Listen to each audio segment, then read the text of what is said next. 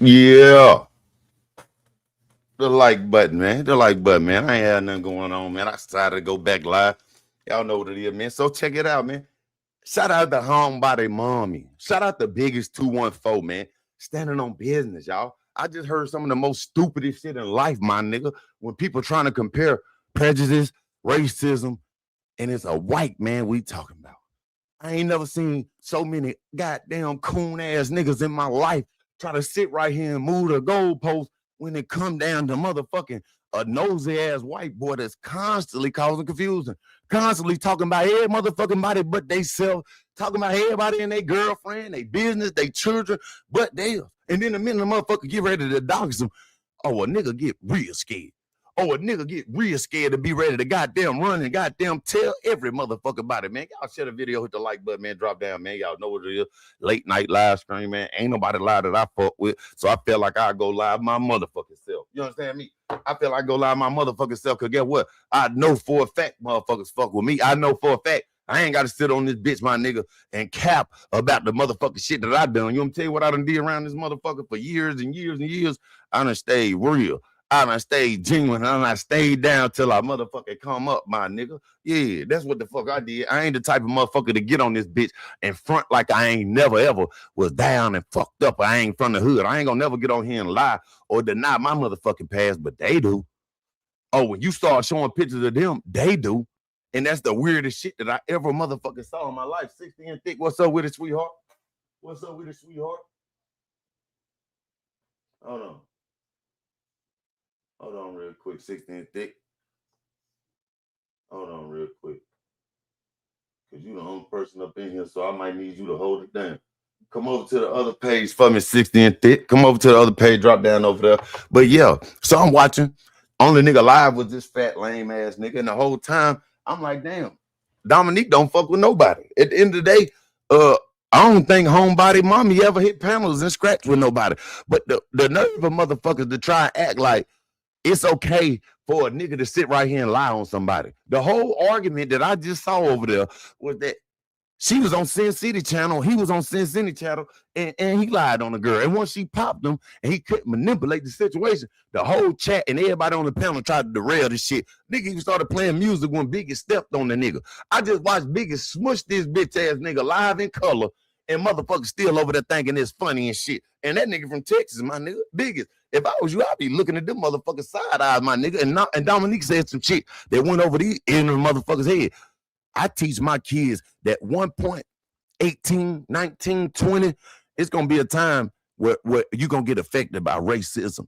You're gonna get affected by a cop pulling you over because you're black, or you go apply for a job and you don't get it because you're black. Baby, what's up with it?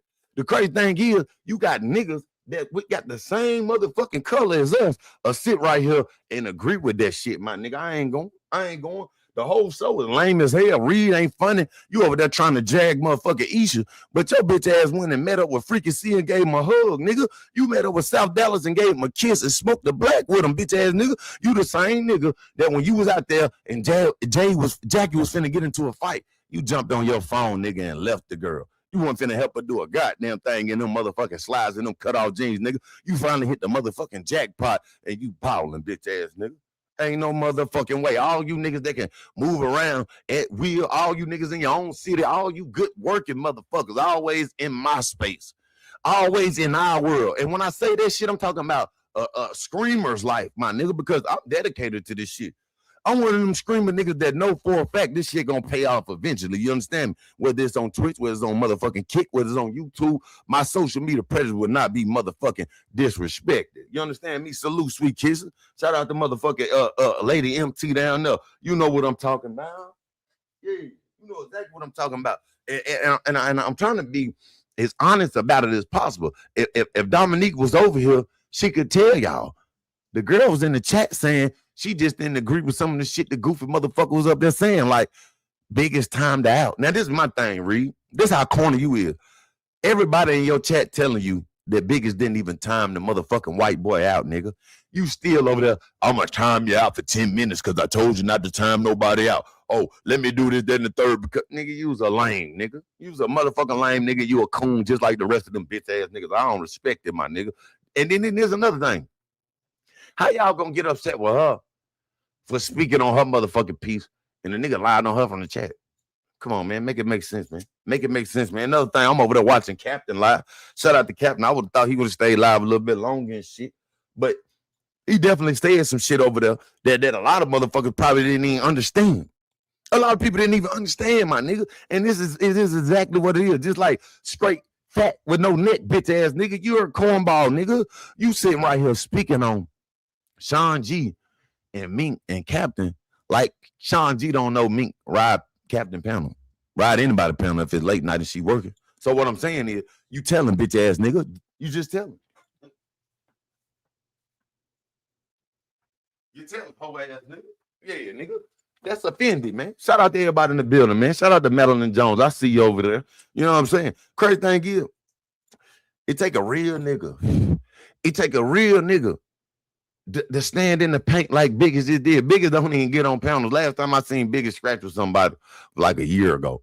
But the Biggest jump up on a panel, obviously, is some motherfucking real shit. And the whole chat, that chat shit don't matter to me, dog. That's why when I'm scratching, I don't even look at the chat, because a lot of these motherfuckers be boring as a motherfucker, be corny as a motherfucker, and be fake as a motherfucker in these chats. They don't even hit panels.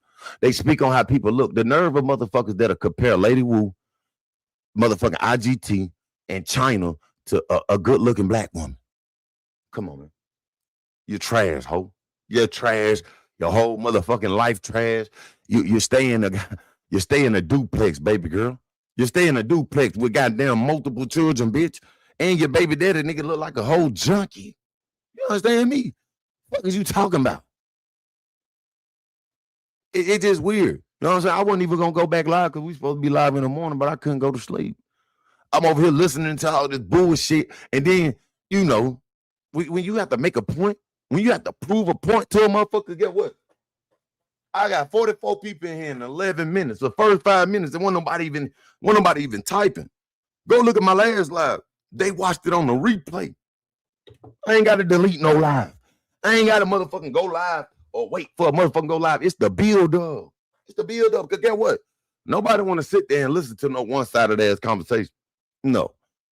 Nobody want to listen to some biased ass commentary. They want the real. And honest God, the truth is this. That cracker, that Peckerwood, that white boy, been lying on people for years around here. He been making up shit when somebody don't fuck with him or the motherfucking chat disagree with him. And motherfuckers act like they don't know what they doing. This motherfucker just lied on this woman, my nigga, in the flesh. E. Mills just lied on this woman in the motherfucking flesh. Don't even fuck with Justin. But I respect that shit. OG Bobby Johnson, I respect that shit. But guess what? Them niggas gonna cape for that nigga just like they did for Biggest. Just like they did with Biggest, and Biggest from Texas. Mm-hmm. Yeah. Fuck is you talking about, man? Y'all hit the like button, man. Everybody that's in here, man, if y'all can't hit the like button, share the video, get your boy in the algorithm, man. Get your boy in the algorithm, man. Folks say a nigga don't get nobody that support a nigga. Folks say I don't get no goddamn super chats because I ain't monetized. They say I don't get no money on this bitch. But I got a Twitch and motherfucker go over there and show a whole lot of love. It be motherfuckers that don't got shit going on the internet, right? If your motherfucking life so motherfucking lit, if you got all this shit, why the fuck you in a world full of YouTubers? Why everybody that's so professional and got these elite jobs and these bona fide careers all in spaces with niggas like me? Niggas like me. You know what I'm saying? And another thing, don't bring y'all fake ass up in here. Don't bring y'all fake ass up in here and at the end of the day, be watching my live, recording it and sending it to people. Don't watch my live and react to the shit or act like you didn't see the shit. It's 57 people here. I know it's one of you niggas. What is you talking about? There's a one-man show over here if it need to be. If it need to be. You know, I just can't stand how the culture is so divided and so polluted, my nigga. Scratching is a sport. Dragging is a sport. YouTubing is a sport. Everybody ain't coming on here goddamn bullshit when it come down to what they believe in. I only went live, my nigga, because as a community, black people ain't got nothing as it is. Black people barely even got rights out there. Black people barely even got the benefit of doubt out there. Black people rarely even get justice. A black person can get found guilty quicker than a white motherfucker. A black motherfucker will get denied a job quicker than a white motherfucker. And I love white people. I love white people. Rest in peace to white folks. But it's the ones that sit on these applications and prey on us black people, lie on us black people, run narratives on us black folks. That's me. Why Captain ended his live and took his pages down? I don't know. I don't even know. That's crazy that you said that. I ain't know he took his page down. Hold on. He just said the other day he tired of this shit, man. He said he tired of this shit, man. You feel me? He said he tired of it, man. You got to understand, E-Baby, as a content creator, we barely even get donations. We barely even get goddamn, super chats. Me and Captain, because he not monetized. I don't know what that nigga make over there. He gave the sector something they ain't had in a long time, and there's no bag Sundays, no bag Fridays. And guess what? People ain't supporting this shit. But when they want to drop a motherfucker like myself or me, oh, they doing that out the motherfucker goddamn out the gym, because guess what? They want to control the board. They want to control the narrative. They want to control the sector with some money. When the sector wasn't built off of money, it was built off of motherfucking Mo3 and getting justice for Mo3. Come on, man. But a nigga bored than a motherfucker, man. If y'all in this bitch rocking with me, I definitely appreciate it, man. Hit the like button for a nigga, man. Hit the like button for a nigga, man. They probably took his page. I don't see the motherfucker. I don't see it. I just see one of the other ones. You know what I'm saying? Salute to you. That's corny as hell. See the bag dropping shit. It's double-sided, oh, baby. You know what I'm saying? It's double-sided. You feel me? But my point is this. Why people don't support people like him that do long lives? You know why? Because he will keep it real with y'all. Fell out with the wrong motherfucking crybaby. Fell out with the wrong bitch ass nigga. Just let me put this in perspective right here. Everything was all good till niggas started saying shit to this bitch ass nigga. Now he getting flagged left and right. Motherfuckers moving the goalposts left and right like a bitch ass nigga ain't begged that nigga to put the picture up. Nigga, you ain't ashamed of your girl. You ain't ashamed of your squirrel looking ass girl, nigga. Get real, nigga. Get real, puss ass nigga, man. Listen, man. I only know about the real shit, bro. You know what I'm saying? I only speak on the shit that motherfuckers know for a fact is 100, my nigga. You feel me? And I'm just saying, man. You know, he tired of bullshit, and I think that phone call. You know what I'm saying? Probably so, man. Probably so. Probably so, man. You know what I mean? But I really went live because I couldn't understand how Gigi with the stolen gifts, Gigi with the goddamn larceny charges, Gigi with the multiple goddamn blubber on a motherfucking stomach over here trying to take up for goddamn Mike, and he lied on that girl. You leave and say, oh, I left the panel, and just turn around and say, oh, don't your kids go to an all-white school? And then this white boy gonna say, well, how you gonna get mad and it's a white man YouTube, but your kids go to a white man's school? What? You ain't got to be goddamn black to look at that as prejudice.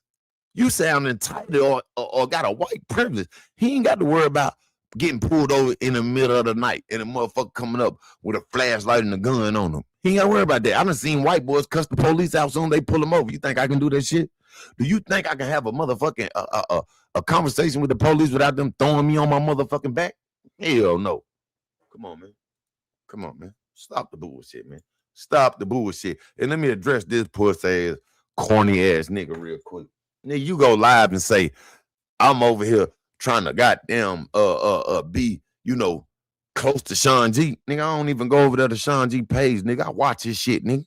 I support that nigga on the replay, nigga. If I catch him live, bitch ass nigga. I'm not a nigga that hit another nigga panel because I like niggas to do their commentary. Y'all notice I don't drop my link. I come from the old school. I drop this bitch when I'm done talking. You don't do that, pussy ass nigga. You be praying that somebody come up there or somebody seen some information, nigga. I don't go live off of what the fuck somebody else talking about, nigga. I go live and I stir the pot over here on my shit, fat boy. Fuck you mean, nigga. Then you over there talking about, oh, you call the police, bitch ass nigga. That's all you gonna say? You gonna keep using that as a weapon, fuck nigga, so you can hype a motherfucker up, so you can Give some commentary off of it, nigga. You a corny ass nigga, dog. Yeah. Fuck you mean? They let the nigga in the sector because Gigi was saying something to homebody mama about her kids going to an all-white school. I got a black child, y'all, right now. True story, y'all. Shout out to my son. I love you, son. My son went through racism at the age 6, y'all. My son had to go through racism at the age 6, and it was with some Mexican kids. My son went to a school with majority Mexicans and white kids. He might have been 1 out of 30 black kids. The rest of the school, Mexican and white. I couldn't even really understand that shit because I'm like, damn, Mexicans go through the same type of racism as the black people. We both brown skinned, if you ask me.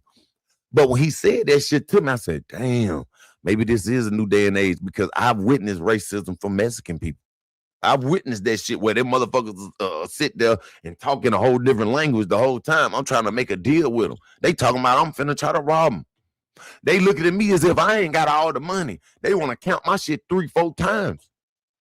So to hear that shit from a child, I'm like, damn, that's crazy. But I told him, you're a black man and you stand tall like a black man. So my son tall just like his daddy. So they want to goddamn fuck with him and say little shit. He low-key stay fresh as a motherfucker, keep the best shit on.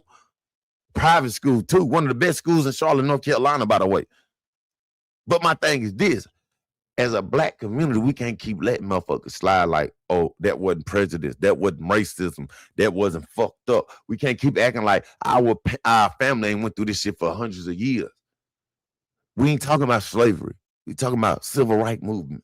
We talking about the early 90s when Rodney King got beat up. We talking about in the 2000s, a black nigga got killed in my neighborhood. His name is Anthony Lamont Scott. I protest and march with my own mama about that shit. If you look up the Charlotte riots, that shit was real and that was in my generation and that was racism, my nigga. I've seen white correctional officers spray a black man with mace for nothing. I've seen them not feed a black man just because of the color of his skin. See, I ain't sitting right here trying to push that shit, but we cannot sit right here and act like a lie is a lie and the truth is the truth. Come on, man. Come on, man. Come on, man. Come on, man. Come on, man. Yeah. Just put Mike Martin in his place. I seen over there, nigga, but they don't respect you, nigga.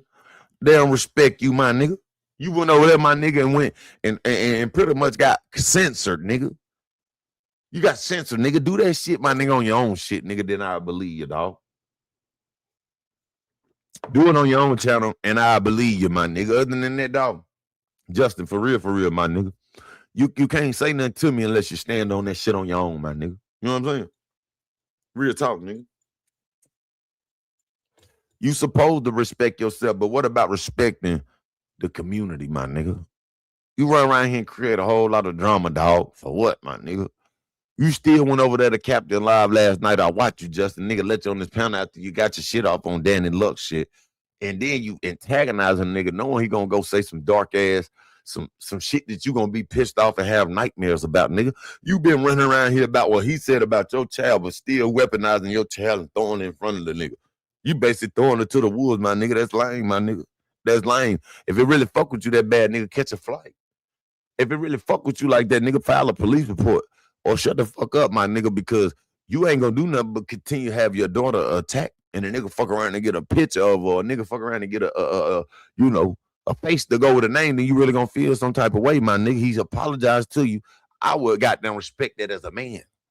I respect that as a man, dog. You can't keep going around here with this same complaint like motherfuckers talking about your child, nigga, or saying this, that, and the third. But you keep egging and shit on, calling niggas out. Don't argue with that nigga. I'd rather you argue with me. I ain't gonna say nothing about your daughter. I'm gonna drag you for how lame you is. I'm gonna drag you for how little you is. I'm gonna drag you for how corny you is and how small you is sitting beside that big ass bitch down East, nigga, and you ain't getting no tax money out of her, nigga. I'm gonna clown you for getting put out that girl house and her mama told you and you had a handful of clothes and you threw them in your trunk, nigga. I know your car smell like dirty clothes, my nigga. I know your car smell like stinking feet, all your shoes in your trunk, my nigga. That's what I would be going at you about, my nigga. I would be speaking on how you went over to the MHB page and then he doxed you, nigga. MHB doxed you and you wanted to commit suicide, fuck, nigga. That's what I would talk about. I would run down the facts of the matter. It's cool for you to get on here and say, yeah, I'm doing it. It's cool. Because I got on here and did that. I gave the ops and gave yourself something. Nigga, you come on here and say, oh, woo, woo. My nigga, I never feel no type of way about it because it's all fun and trolling. You feel me? I gave you a wrench last night, nigga. I gave you a wrench. You started attacking motherfuckers in the chat, nigga. Come on, dog. You know, at the end of the day, just I don't want to talk too much about you because you really ain't relevant to this. The conversation is not about you. But I seen you go up there, man. Congratulations, man. Congratulations, man. You finally stood up for something other than some bullshit, my nigga. You know what I'm saying? Mm-hmm. Nah, my nigga. Hell nah, my nigga. I love Nisha now. Hold up, E-Baby. I only said that because he said that about her. He called her a fat slow hoe. He said that about her. After I asked him, wait, Nisha, he was with some other chick. He said, fuck that fat slow hoe. So, you know, I fuck with Nisha. You know what I'm saying? I ain't seen her. You know what I'm saying? But the crazy thing is, yo, hey all and good night. Get your mind right, little nigga. Yeah, get your mind right, little nigga. She probably sniped you out of here, dog. She might have sniped you up out of here, nigga. You know what I'm saying? Come on, man. Come on, man. Y'all over here letting a white boy with rotten teeth speak on motherfuckers. Y'all letting a white boy that we know damn well ain't gonna go to Dallas, Texas and run down on Biggest. He ran up on SSI and seen Cuz was 6'2". Crazy looking motherfucker. That nigga seen SSI hair all over the place. Teeth all jacked up. Nigga probably came outside with goddamn no shoes on to check his mailbox or put his child on the bus. That fuck nigga over there recording, nigga. You over there recording that nigga. You know what I'm saying? Good night, Blue. You over there recording that nigga, dog. And they gave you a pass. They gave you a pass. I seen my nigga that I had a problem with and walk right up on him. I didn't fear that nigga. I didn't care about that nigga. I was going to deal with that nigga accordingly.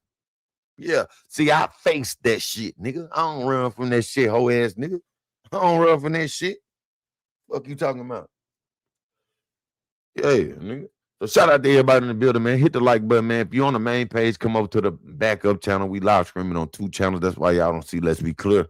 That's why y'all don't see Lil Justin. Y'all don't see E-Baby or none of those people, man. You know what I mean? So back to what I was saying, man. Captain did a live earlier and abruptly ended it. People saying he deleted or hid his pages, man. This shit is stressful. This shit is annoying. And you hate to have to go back and forth with motherfuckers because people don't stand on nothing. People try to manipulate motherfuckers or try to use this internet shit as a way to weaponize friendships. Try to use this shit as a way to degrade people. Try to belittle motherfuckers on the regular because they not certified YouTubers. I'm a YouTuber. Ever since I started this shit, E-Baby, I cut the streets off. I stopped dealing drugs. I stopped goddamn trapping. I stopped hustling and committed myself to staying out the streets. That's why I've been charged without a charge for 4-5 years, my nigga. I don't commit crime. I know how to go out there and cook a whole brick of crack. I could cook up a 9-piece, turn that bitch to a 16. I'm the nigga that can take 1 ounce and turn it into 1.5, turn it into 2.5 if I need to be. I'm one nigga that can goddamn buy 10 pounds and flip that shit, nigga. You could goddamn guarantee that if I wasn't no YouTuber, I'd be handling my motherfucking business. But this shit right here been keeping me out the streets. Man, I've been able to stay float. No, I ain't the richest motherfucker. I heard a nigga over there saying, go get a job. Go get a job. Nigga, I'm a convicted felon. It's hard to get a job, but I still got to pay shit. I still got to do shit. I still got to manage the goddamn, find a way on this motherfucker. And in the YouTube, it's been helping the nigga. I've been able to find some good people on here that really fuck with a nigga. I've been able to find some solid people that want to invest in a nigga. Lost a lot. I sacrificed a lot doing this shit. That's why I'm committed, and I know for a fact something good gonna come out of this shit, man. Something good gonna come out of this shit, man. You know what I mean? I don't know where everybody at, but I ain't playing no music. So if I was playing music, it'd be people coming here talking about a concert and shit. You know what I'm saying? If I was here playing music, motherfuckers wouldn't even be in my live stream. And I like how Captain cut that shit out So all y'all motherfuckers that was over there that fuck with me, swear you fuck with me and all that shit, y'all motherfuckers stay right in the motherfucking cloud. Stay right in the clouds. Now, I want to talk about one particular person for real, for real. It's corny as a motherfucker, dog. You know, and it be the motherfuckers that just want to stick out in the chat and shit. You want to be seen, my nigga. You want to be seen. That shit lame. That shit lame as hell, dog. That shit lame as a motherfucker. Don't try to goddamn make yourself seen in my shit when you feel like you want to try to check a nigga. You know what I'm saying?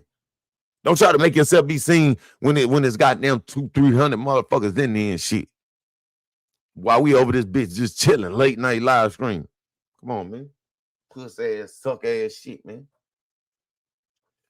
For real. Motherfucker, I ain't playing. I ain't playing with their ass. Salute London Bridge. They goddamn take your rinse and shit, but I'm come over to the other page. Okay. Goddamn, make sure that because you one of them solid supporters. You one of them persons that view my videos and you participate in my chat. The people that don't participate in my chat, don't be trying to tell me behind the scene nothing, man. You don't participate in my shit. You watch my shit just to critique my shit, or you just watch my shit to try to tell me how I need to do my shit when, for the most part, we've been over here rocking. You know what I'm saying? Yeah, we've been over here rocking. Salute Regina G. Thank you so much, Regina G. Definitely appreciate you. Definitely appreciate you. One of them ones, too, that come in this bitch, even when ain't nobody in this motherfucker, man. Come on, man. Lame ass nigga one live, my nigga over there talking about TT and Isha. One thing I can't say about TT, she talk a hell of a shit. Whatever she did, made this fat ass Pillsbury bacon ass nigga go live. Shout out to Transparent Talk. Nigga over here trying to talk about Isha and talk about TT. Nigga, did you see the slides that you went outside in, my nigga? All the rubber was gone, fat ass nigga. Did you see the shorts that you put on, bitch ass nigga? Yeah. Then I'm in the beef sector arguing with a nigga, right? Nigga want to talk about design and clothes. I really don't like showing that shit, but I'm a shoe connoisseur. I love shoes. Been like that since 13. Told y'all stories of how I had to hustle, steal, cut grass to buy shoes. You know what I'm saying? So look, a nigga show some shit. He must have thought I was playing, bitch. I could have kept going over there in the beef sector about that shit, man. I could have kept going about that shit, but that shit ain't nothing. It really ain't. But I love when motherfuckers feel like I ain't got shit, or motherfucker try to say, oh, you in a 1-bedroom apartment at 40 years old. Nigga's better than being in a hotel room. It's better than being in a goddamn bridge. It's better than getting put out somebody's house. It's better than sleeping in a car. You know what I'm saying, me? Because at one time they were clowning me for being in a hotel room, baby. And I could have been got a crib. If I'd have known what I'd known then, I would have been got a crib. But guess what? I was hot. If I'd have known Kansas City then extra, I would have been came out here. And this would have been a outlaw paradise. Come on, man. Come on, man. For real. Good morning. Man, listen, man. TT, Mink. Man, listen, man. It take Mink a little minute to get really riled up and get on her demon mode. TT got them off the hip with it. You know what I'm saying? She a natural. You know what I'm saying? Salute free bands. Salute Miss March 41510. She is like TT is like one of them professional draggers now. You know what I'm saying? If you really known TT, she was just a nice, pretty, dark skin, melanin woman that sat on panels, and everybody would just, they just liked her presence. You would have never fucking known she would get them put belt to ass. You would have never known that until they pissed her the fuck off. I'm glad I ain't never pissed off. Me and TT had some issues at one time. I'm so glad she didn't get on my motherfucking top. TT, if you watch this on the replay, hey, I'm so glad. Now, I don't know, TT. I don't know if it's when you got with my nigga Wolf. You feel me? Because Wolf definitely drag some shit. You feel me? But, hey, I don't want no smoke with you, Shawty. You know what I'm saying? Yeah. You know what I'm saying? Nah, I can't go to sleep right now. Let's be clear. Plus, I want to see if I can make a couple of dollars. You feel me? I want to see if I can make a couple of dollars. I want to see if, some people want to come on the panel and shit like that. And about an hour mark, I'm gonna drop the link. You know what I'm saying? But I can't go to sleep. You know what I'm saying? I was trying to. I definitely wanted to, but I was like, fuck it, let me go live so I could prove I can get motherfuckers in my chat. Let me go live and talk about what I heard. Let me go live and make my point on how it's not okay for a motherfucker to lie on somebody. That's my argument. Let's be clear. This motherfucker lied on Biggie, said he timed him out. This motherfucker wouldn't have created a whole deflection from what Reed was talking about. Reed was getting this shit off, talking about TT and Isha straight like that. He was talking doing his commentary. Here come this motherfucking coleslaw mayonnaise face looking motherfucker talking about Biggest turned him out. And he was adamant about it, y'all, with no evidence at all. He's not even a moderator over there. And everybody in the chat was saying, nah, Biggest ain't do that shit. You feel me? Let's be clear. And I ain't want to talk about this in the morning when I go live. You know what I'm saying? I wanted to make sure I spoke on how fake and phony motherfuckers is when they come down to him. Why the fuck is this cool for him to do the shit that he do? Let's be clear. And another thing I want to say, honestly, how is it that goddamn you can lie on the motherfucker and then try to take it back and apologize? How can you sit here and say somebody time you out and you don't even know for sure? Just like the whole shit about what Homebody Mom supposed to have said. That ain't cool. And I'm expecting people to at least call it out for what it is and not start trying to say, they always try to pull the race card. But let's say he ain't racist. Hypothetically, let's say he ain't racist. Let's just say he flawed. I ain't seen that bitch ass nigga over there supporting Sean G. He done chose his motherfucking side. Sean G fuck with him. Sean G fuck with that nigga so much, I was about to allow him over here on my channel because Sean G wanted to rectify the shit. You know what I'm saying? He wanted to make sure that shit ain't even keep going on. You know, I ain't got to keep talking about this punk ass white boy, but every chance I get, he talking about me, let's be clear. Every chance I get, he over here on the channel just now while I'm listening, let's be clear, talking about, the nigga Donald Goins, he the only one telling you to go live, OG Bobby Johnson. So what? Bobby Johnson got a whole lot of people that like him. Motherfuckers don't like you. You can't go live any time of the day, bitch ass white boy. You can't go live and get a real audience in there without talking about me, talking about certain motherfuckers. You can't speak on how a motherfucker just pump your bitch ass up there. You can't speak on how motherfucking Biggest came up there and stood on business. All you want to do is try to talk about the nigga verbiage and shit and speak on how his accent is. And that's another form of me, if you ask me, prejudicism. You ask me. You know what I'm saying? Yeah. Salute the kickback queen. Definitely always in here fucking with a nigga. We talking about Meth Martin, man. Yeah, we talking about Meth Martin, man. You know what I'm saying? The one with the rotten teeth and a stinking breath. Fuck you mean? Yeah, I know you would. I already know you would. You, Yana, it's a couple people that fuck with that nigga Bobby Johnson. There's a lot of people that don't like the nigga. But my thing is this with Bobby Johnson that I like. Pause. Is that he came in this motherfucking and did what he did just like I came in here the underdog. I came here where motherfuckers didn't like a nigga. You know what I'm saying? I know I ain't liked around this motherfucker. Get what? If you ain't no female, you shouldn't be goddamn liking me no motherfucking way. You understand me? You shouldn't be talking about me no motherfucking way. You understand me? Corny ass motherfuckers. You know what I'm saying? And it be motherfuckers that just sit back and do the exact same thing and don't say nothing. They don't say nothing. Let's be clear. I'm the voice. I'm the fucking voice. You understand me? I'm the voice. These motherfuckers know for a fact. I called out a lot of things. I called out a lot of things and was right. I was right about it. When I said nigga was hating on the nigga, post, and then they were hating on nigga the whole time. You understand me? Nigga, I know for a fact that wasn't what it was. You know what I mean? Come on, man. Make it make sense, man. Make it make sense.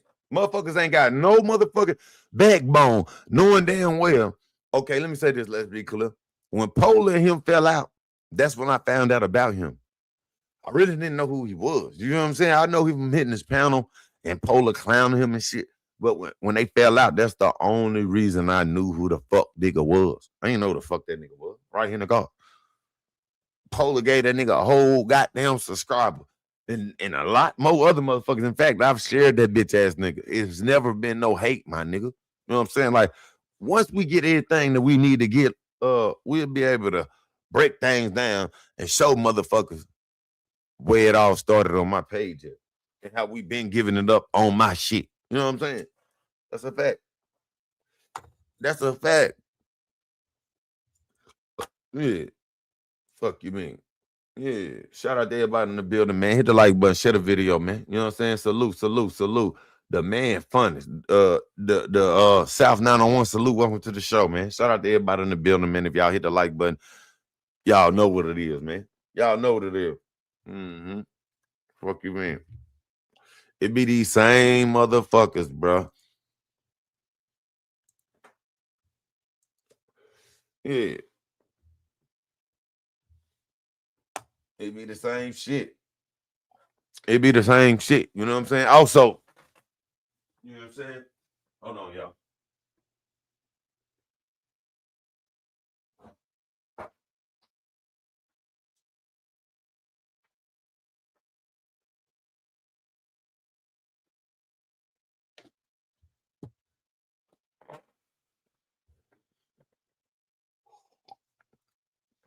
Why Cap in his live like that? I don't know, man. I should hit that nigga up though. I should hit that nigga up, but I don't know. You know what I'm saying? Maybe he just felt some type of way, man, because you can't argue with that goofy shit all the time. You can't sit there and just allow that goofy shit all the time. I don't know. I don't know what it is. You know what I'm saying? That's why when I'm on here, I really don't be answering my calls. I try not to listen to the text messages and shit, and I try not to look at the chat so I can stay one with my commentary because they get me off my shit. My focus ain't just like the average motherfucker focus. I be paying attention to shit and be locked in on it. You know what I'm saying? I don't know what that is. But another thing, he said he said don't contact him, he will be unavailable. That's crazy. That's crazy. That's crazy. You know what I'm saying? And look, let me get that nigga his flowers real quick. Even if it sound, let me get this nigga his flowers, man.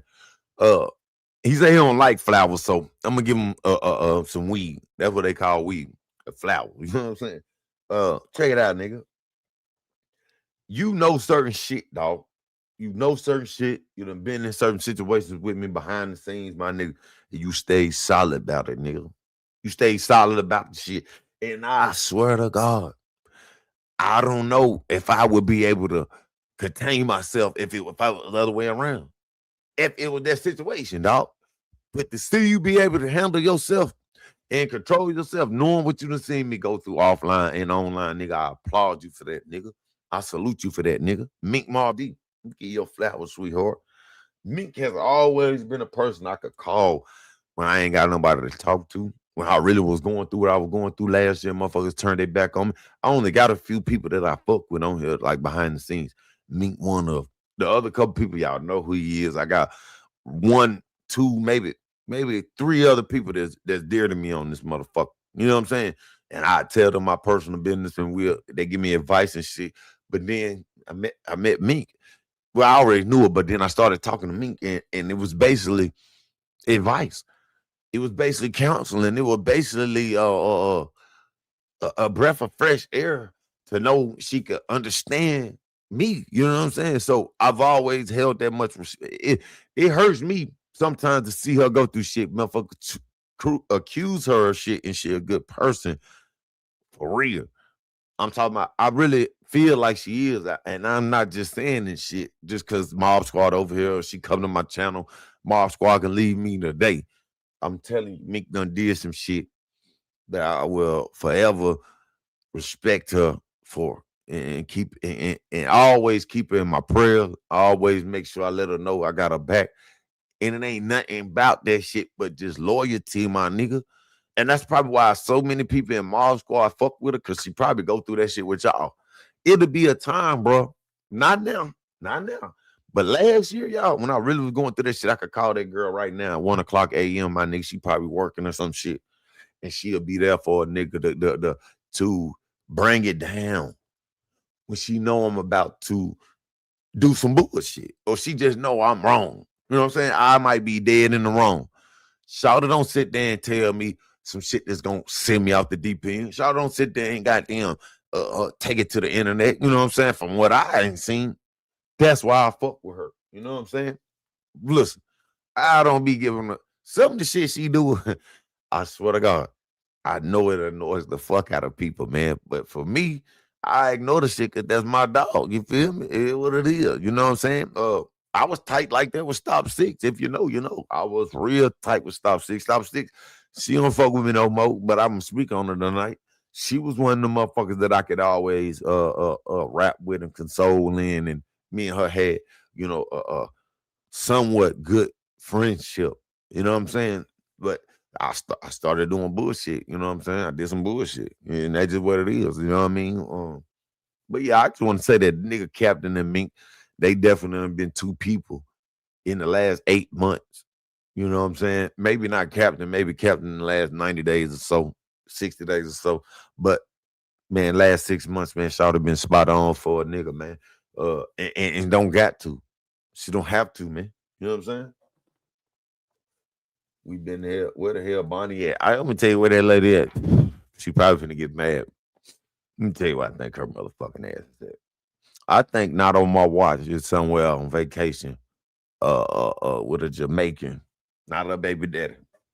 Bars. I think not on my watch. Is on vacation. Look at this shit. Tell them the truth. Don't fuck with you no more either. Make it official. I don't know. I don't know. Do you? Do you? Do you fuck with a nigga? You know what I'm saying? You know what messed that up, DG? What? Oh, you talking about? Well, I don't know. I don't know. I don't know.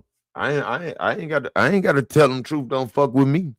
They don't see. They don't see truth in my shit. They don't. I don't got to tell them that shit.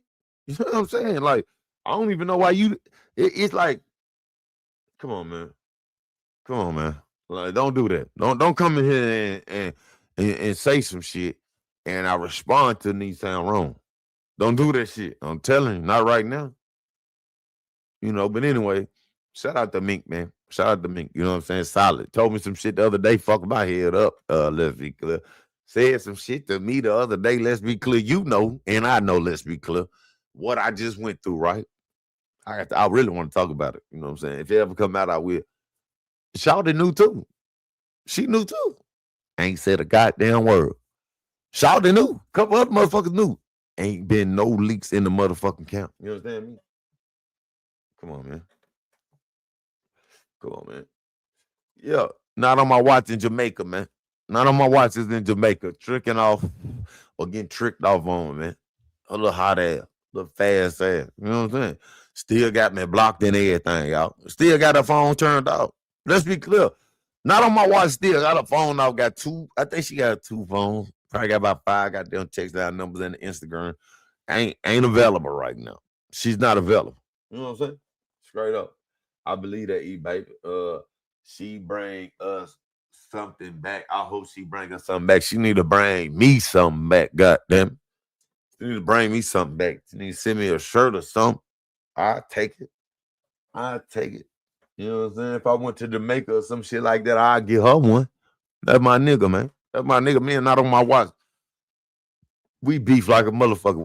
I swear to God, me and not on my watch made beef before this year over with. But guess what? By 2027, we'll be back rocking, nigga. It's just gonna happen like that. You know what I'm saying? She don't fuck. She don't fuck with people I don't fuck with. I don't fuck with people she fuck with. So that's where the divide come in at y'all. But when it comes down to some personal shit, I swear to God, the lady done sat there and went through some bullshit with me and sat there and talked with me through the shit. She'd have been there when I done went through goddamn some legal shit. You know what I'm saying? Like hiding on some legal shit. She was there when I first went through my situation with the bracelet. You know what I'm saying? So that's why me and her got this little connection and shit like that. She don't even know that. She don't even know that. Messiah and the side mama's another one of those people. Truth Hurst, another one of them people. You know what I'm saying? But not on my watch is too. She knew for a fact everything that I think might have told my nigga Gordo when I first went through that shit. May told him afterward. But they knew about it. You know what I'm saying? They knew about it. You know what I'm saying? Yeah. But I be lame. I'll be lame. You know what I'm saying? If you feel like that, unsubscribe from my shit. If you feel like I'm lame, unsubscribe from my shit, dog. You know what I'm saying? Don't even goddamn, don't, if you feel like that, you don't even gotta come in here and voice your opinion. Just keep it like that. You know what I'm saying? And I'm telling you, be careful what you say. Be careful what you say, because if I start going off, motherfucker gonna say I'm wrong. You know what I'm saying? Straight up. We ain't on that tonight. Straight up. Believe that. And I ain't joking. So just keep that shit over there. I promise you that. For real. But yeah, man, other than that, man, the sector, man, I feel like need a new content creator to come unlock. The sector need one. You know what I'm saying? I'll be lame. It's all good. It's all good though. It's all good. Speak your piece. But I'm gonna respond then. So go ahead. I'm gonna respond everything you say. Everything you say, I'm finna respond back to it. Fuck it. But yeah, the sector need a new content creator. You know what I'm saying? Lawrence Green. I'm wanting it to be my nigga Lawrence Green. You know what I'm saying? But you know how a motherfucker move. You know how a motherfucker move. You know what I'm saying? And when it comes down to Captain said something on this panel about a neutral page. Danny channel was a neutral page where it's hard to do that. Like Bimp is a neutral page. It ain't many neutral pages, but if Lawrence was to go live right now, y'all, it probably went and goddamn beat, because sometimes it don't really go up like that. You know what I'm saying? But if he stayed on what he goddamn do, I believe Lawrence should be a good page, man. I think it should be a good page. You know what I mean? Yeah. AZ King, what's up with it, man? Shout out to my people, man. Shout out to everybody in the building, man. You know what it is, man. You know what it is. Good morning, AZ King, wherever you at. You know what I'm saying? Yeah, you can voice your opinion. You know what I'm saying? But the people that I'm gonna keep real with you, the people that really be voicing their opinion, they don't be coming in here trolling me and shit. You over there trolling me and shit, dog.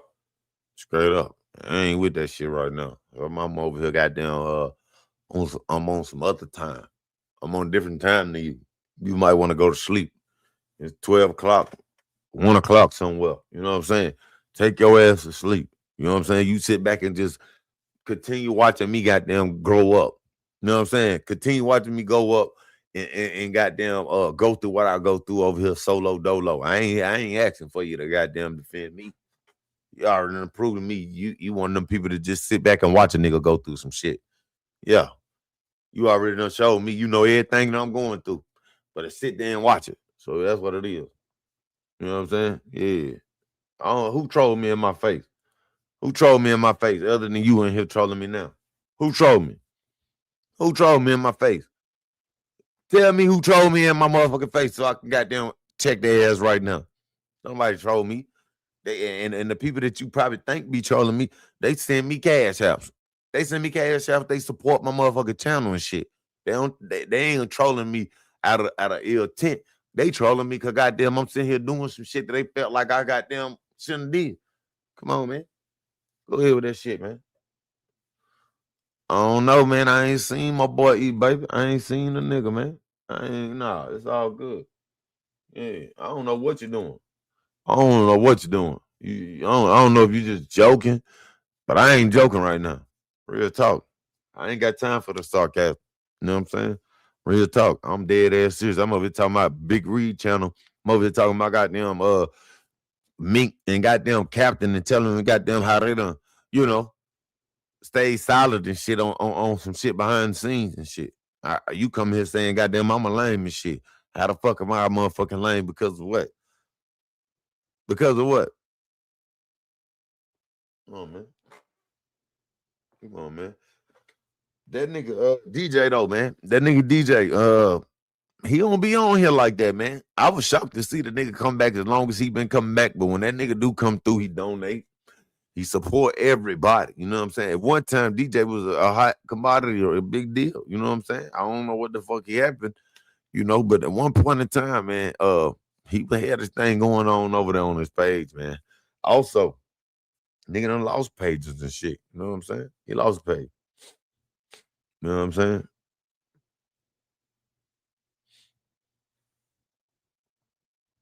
But yeah, man, y'all know what it is. You know what I'm saying? Y'all know what it is. Salute, Bimp. What's up with it, my nigga? Bimp Low, St. Louis vet. What's up with it, nigga? What's up with it, nigga? Yeah, nigga. I was looking at some shit on The Family, nigga. Boy, nigga shot up a funeral of that motherfucker, bro. The Family TV. They was talking about St. Louis. Matter of fact, I want to say it came on the news in Missouri. I mean, down here. You know what I'm saying? Boy, goddamn, when I went up there, I always remember how you say that shit lit in the trenches. But when I went up there, I really didn't see that shit, right? But after I left that motherfucker, I'd be damned if I ain't get a whole lot of reports on how motherfucker getting murked up that bitch. And it ain't stopped, nigga. It's always motherfucker up that bitch either getting shot or shot at or goddamn a gang shooting or a goddamn homicide, nigga. You know what I'm saying? And look like it's gonna be the same thing 2026 for St. Louis, nigga. You know what I'm saying? And they just come from a nigga that's not from here. You know what I'm saying? I'm not from Missouri, so I'm gonna keep it real. I was sleeping on that shit. You know what I'm saying? But they definitely getting it in up there. You know what I'm saying? Nigga, this right here in St. Louis, nigga. You know that, nigga. This right here in St. Louis, my nigga. For real.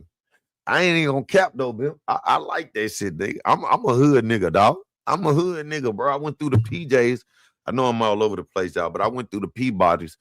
And them niggas was out there trapping, bro. Let me tell you this story. I'm out there trapping. I got some videos from this shit too. But I'm riding through the Peabodys, Bill. Niggas jumping out, running the cars and shit. And they don't even do that shit much in my city no more. It's cameras right there in the Peabodys. Nigga running to the car, serving motherfuckers.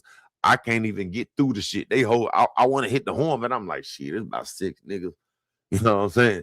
Let me just wait, let them niggas do what they do. Besides, nigga, I like hood shit. But they sitting there serving the nigga. We could have been the police and everything, dog. I'm talking about we right there behind the car, niggas all in the car, talk to that. I know they serving the nigga. And nigga jump right back on the little concrete slab and get right back to get right back to trapping, my nigga. You know what I'm saying? Yeah. But shout out to St. Louis, man. Shout out to St. Louis, man. I swear to God, nigga. St. Louis ain't no joke. I was asleep. You know what I'm saying? Make it make sense, man. Make it make sense.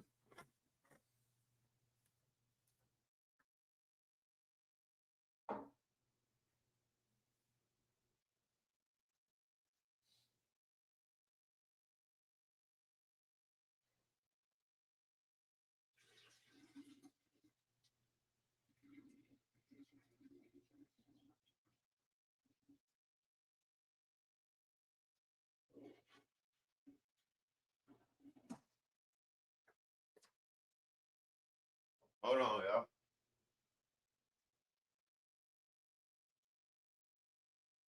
Yeah.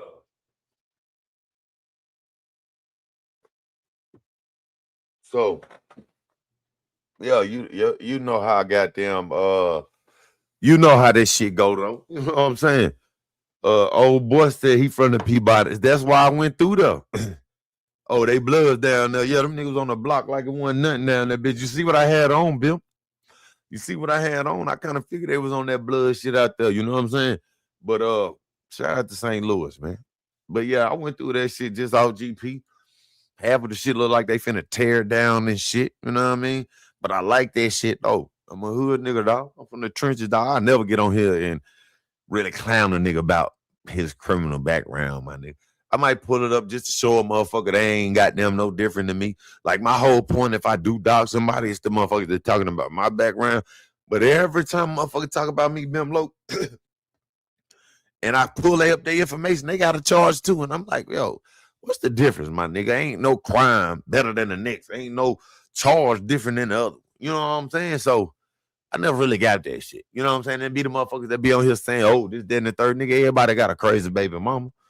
Everybody got a crazy baby mama. Now, I disagree with Captain. We say everybody got a disobedient child.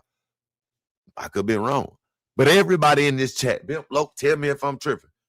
It's always a nigga that got a crazy baby mama, my nigga. You know, one family member or cousin or uncle that's had to go upside their goddamn baby mama head 1 or 2 times because they done did some shit, took the pack, took the money, busted the windows out the car. That been my situation on several occasions, or different situations where motherfucker might done brandish the fire. Let me get that.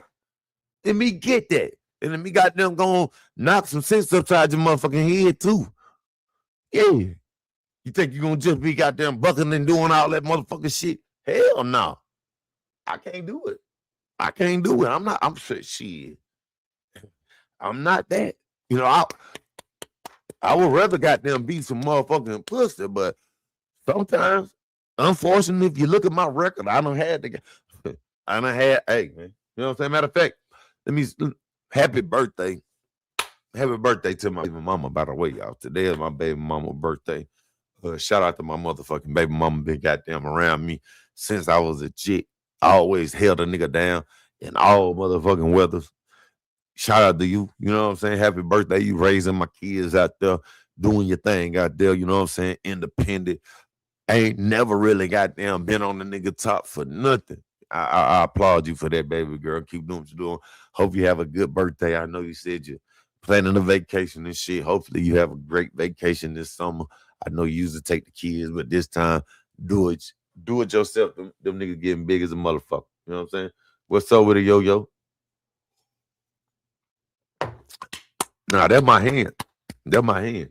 That's my hand. You feel me? Yeah. Yeah. But yeah, man. What else going on, man? But anything else going on out there that y'all know we can goddamn both agree on in the sector where it be lames and shit? Let me tell you what I feel like is lame. Watching IGT argue with Lady Wu, but then she arguing with Lady Wu off the backs of Swedish Brown. Y'all check this out. I see Lady Wu over there scratching for her life on the Black channel, right? But then I see China come off the top rope and start dragging the shit out of Swedish Brown. I watch how them motherfuckers on the sidewalk sit on the goddamn curb. I sit there and watch them go on mute when it come down to motherfucker dragging Swedish Brown. Swedish Brown, you from the Midwest, baby. Stop playing. You from motherfucking Missouri, shouter. How is it that you such a worker? How you a worker? Motherfuckers don't defend you. You fight battles like Big Reed fight battles. They sit back and don't even fight no fucking battles. Make it make sense, man. Make it make sense, my nigga. You know what I'm saying? For real. Now I've done busted some car windows in houses too, but wasn't no nigga going upside my head. Hey, might have got away from that nigga. Nigga probably just didn't give a fuck. You know what I'm saying? He might goddamn did it on the late night. I had my tires slashed. I had 24s on my Crown Vic one time, swing low. And my baby mom was mad. She was mad about something. So I parked. At that time, I had a Crown Vic, a Grand Marquis, and a Crown Vic. But I had parked shit. I had a Bubba Caprice park all the way in the back. I had this little driveway with a fence. So I parked the Caprice in the back. I parked the goddamn Grand Marquis in the middle. And then I parked my Crown Vic with my rims at the back because I was going to jump in that motherfucker. Mind you, she had already been talking cold shit to me on the phone.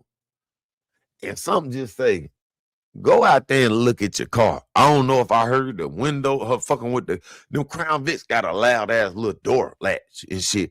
I don't know if I just heard that shit out there because my window was right there.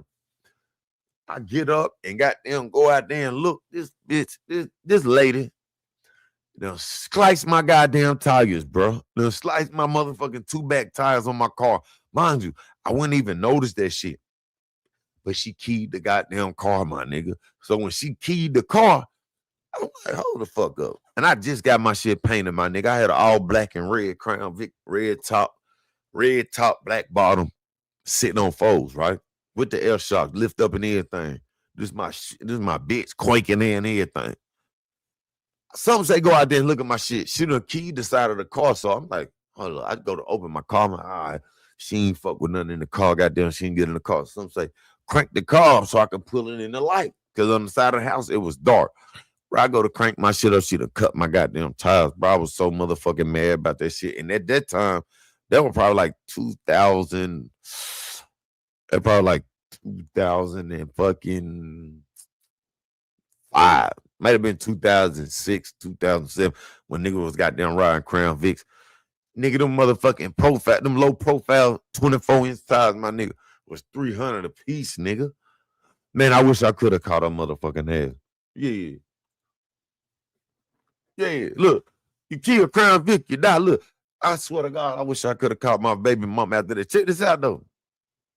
But this baby mama right here, bro, she ain't the one that's gonna go, bro. Like, bro, I done had to get down in the street and fight with her motherfucking ass. And I'm not saying I was punching her or I was slapping her. She would grab me by my motherfucking hair and be trying to slang me around, bro.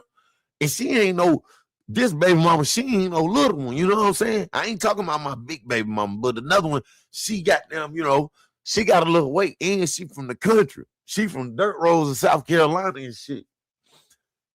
She one of them baby mamas of mine to get out there with no shoes on, down and dirty with a bitch for a nigga though. Nothing did it at the club and everything. But that particular time, man, I ain't get the best of her. It's been a couple times. They grabbed me by my motherfucking hair. I can just imagine what you females go through. Cause I done went through that shit. My dress was goddamn long as a motherfucker too. I couldn't do nothing with it. But I finally caught her ass. And I'm like, you some fucking bullshit, man. You some bullshit. You fucking with my goddamn tires on my shit.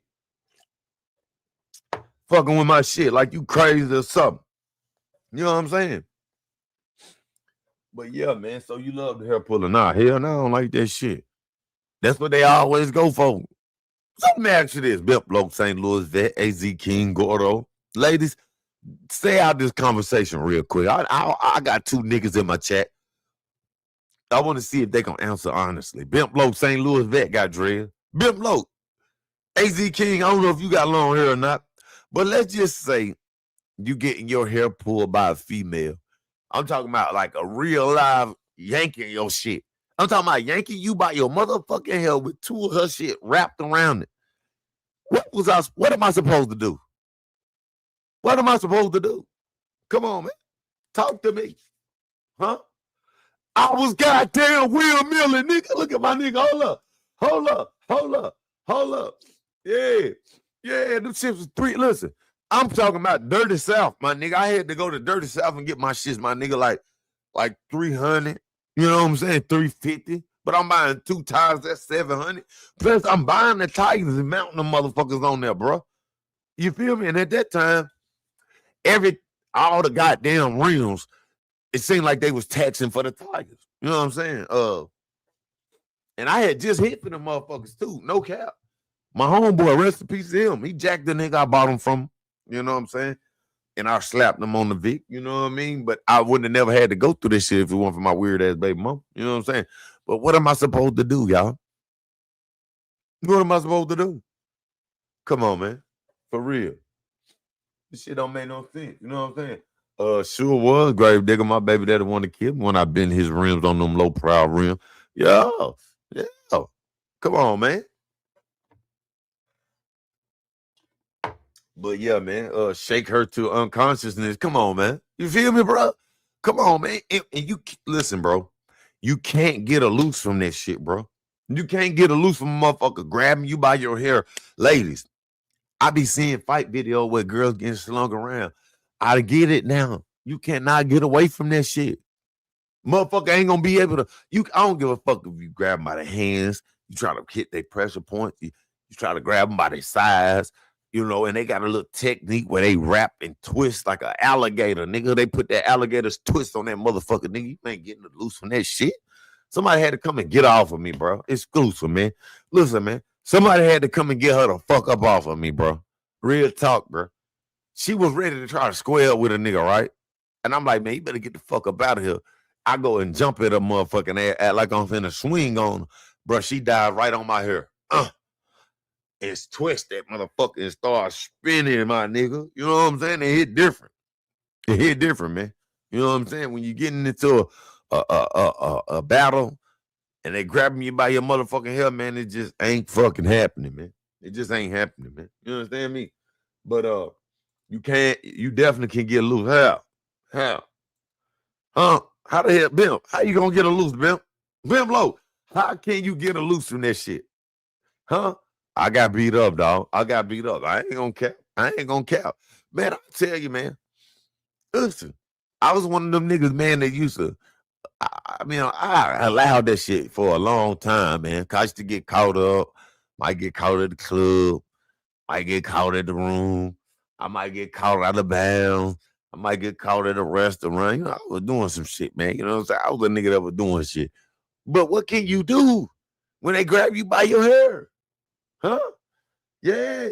They have a lock on your shit, bro. You cannot get up out that motherfucking hold on their ass, pimp. You know what I'm saying? If I have to do all that, I don't need to be with you. I am out of there. Yo, stop capping.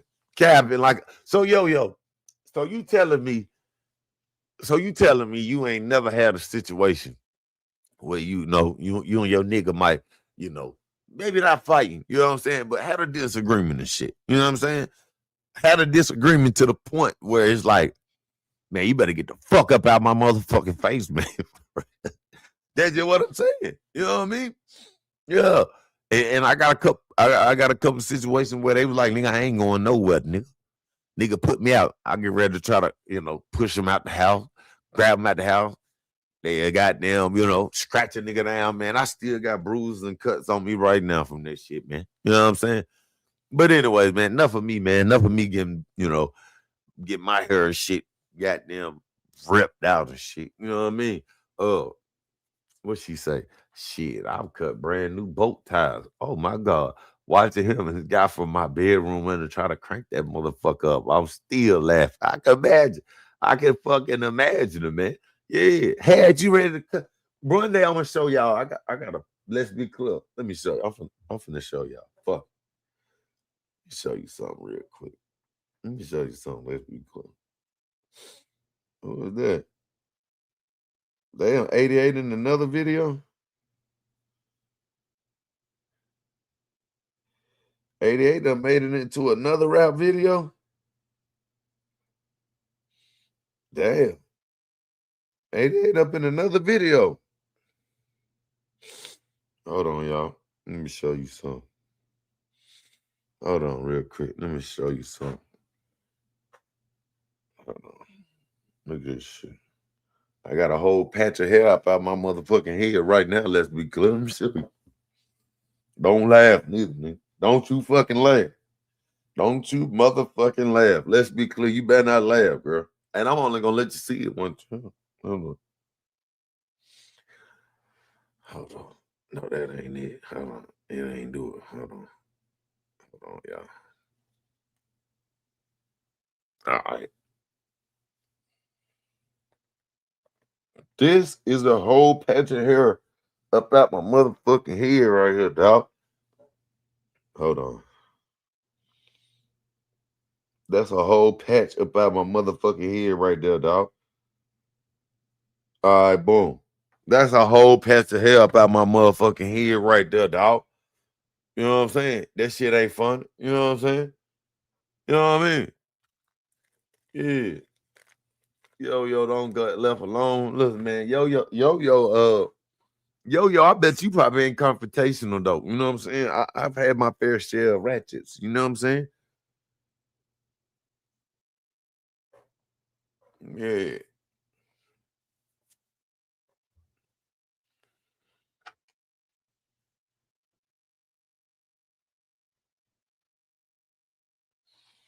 Yeah.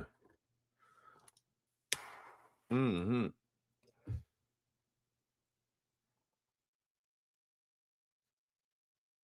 You crazy as hell. That's a big ass patch up out my motherfucking hell. You don't see that little knot? I wrap that motherfucker up. You feel me?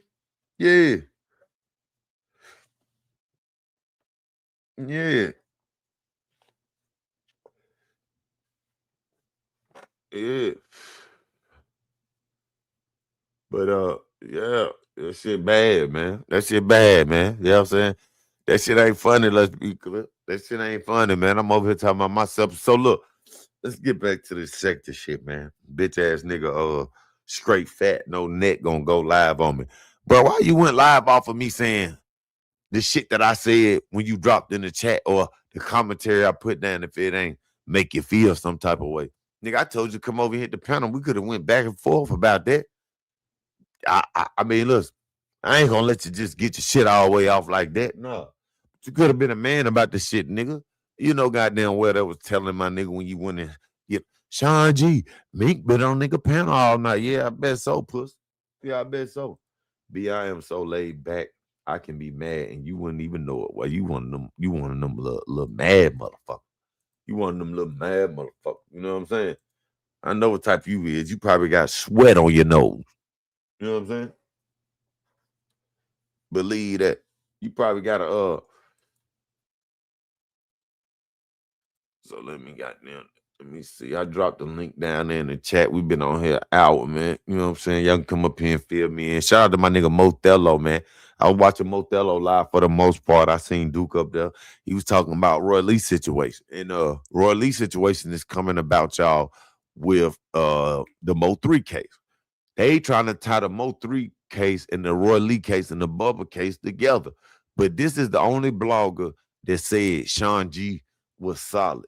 And that's Ceddy Nash, man. Ceddy Nash was the only person to go on the record after he read this paperwork, which I really can show y'all. Matter of fact, let me show y'all. Matter of fact, I'm gonna wait. Ceddy Nash showed that he showed that they had Sean G name in there and probably questioned him, but he's solid. Ain't nothing pop out. That if that was the case, he would have been jammed up for it. And you know how? Because when they question you about something and you talk, that's how you get indicted. When they question you and you say something that they could be a factor, that's how it happens. You know what I'm saying? Yeah. Yeah. But that's just a real shit. You know what I'm saying? Yella didn't. I seen that. Hold up. But Yella didn't snitch. Hold up. Let me pull it up. Let me show you. They ain't want to press charges. They didn't want to press charges. But do y'all feel like Roy Lee snitch? Do y'all feel like Roy Lee snitch? Let me know. Hold on real quick. Hold on. Because I've been talking for an hour and shit. Anyways, let me pull this up. Check it out. Mm-hmm.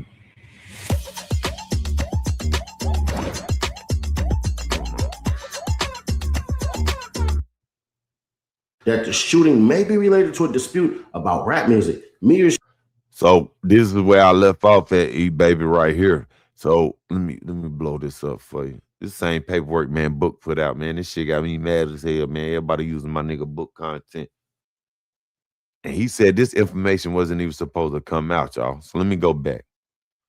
Let me go back. The like button.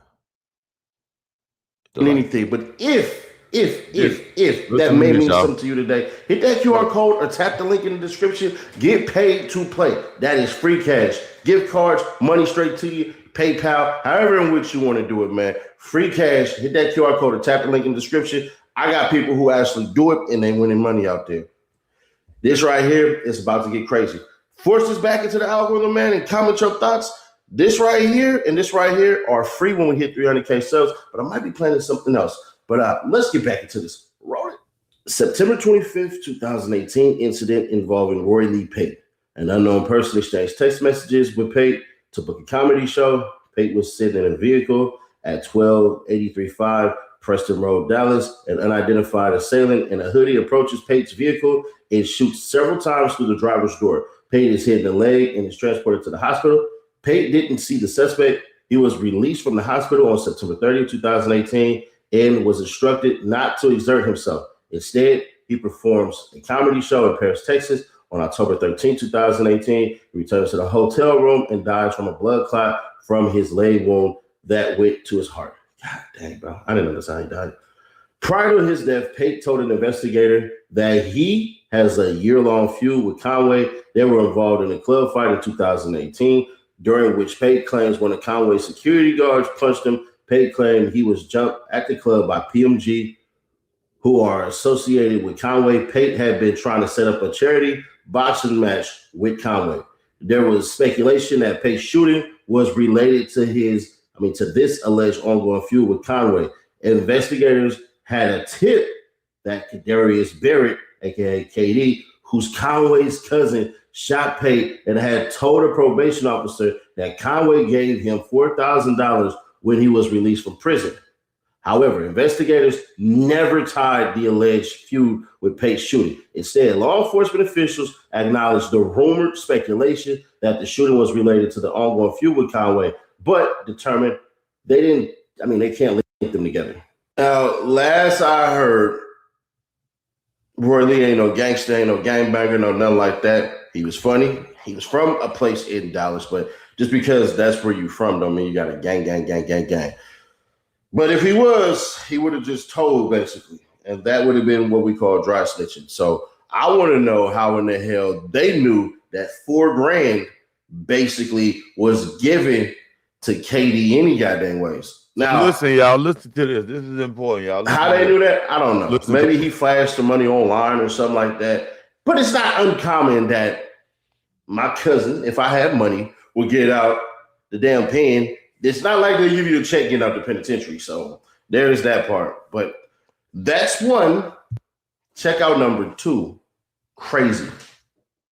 This one right here isn't 2. We're just going to read it real quick to get out the way since it's already there. Number 2 is going to be something involving Trap Boy Freddy. You won't believe this shit. But let's get this one out there. October 14, 2018 incident involving Conway. Conway was shot while driving on the Sam Rayburn Tollway. A van drove next to him, fired shots in Conway's vehicle. Conway was shot several times. He stopped driving and was taken to the hospital. He didn't see who shot him.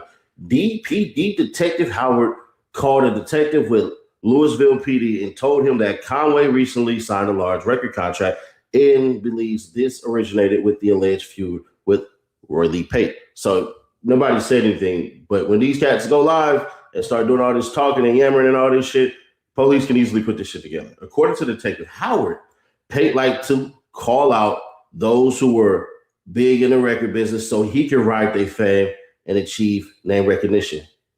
Come on now. Man, he ain't doing that, but okay.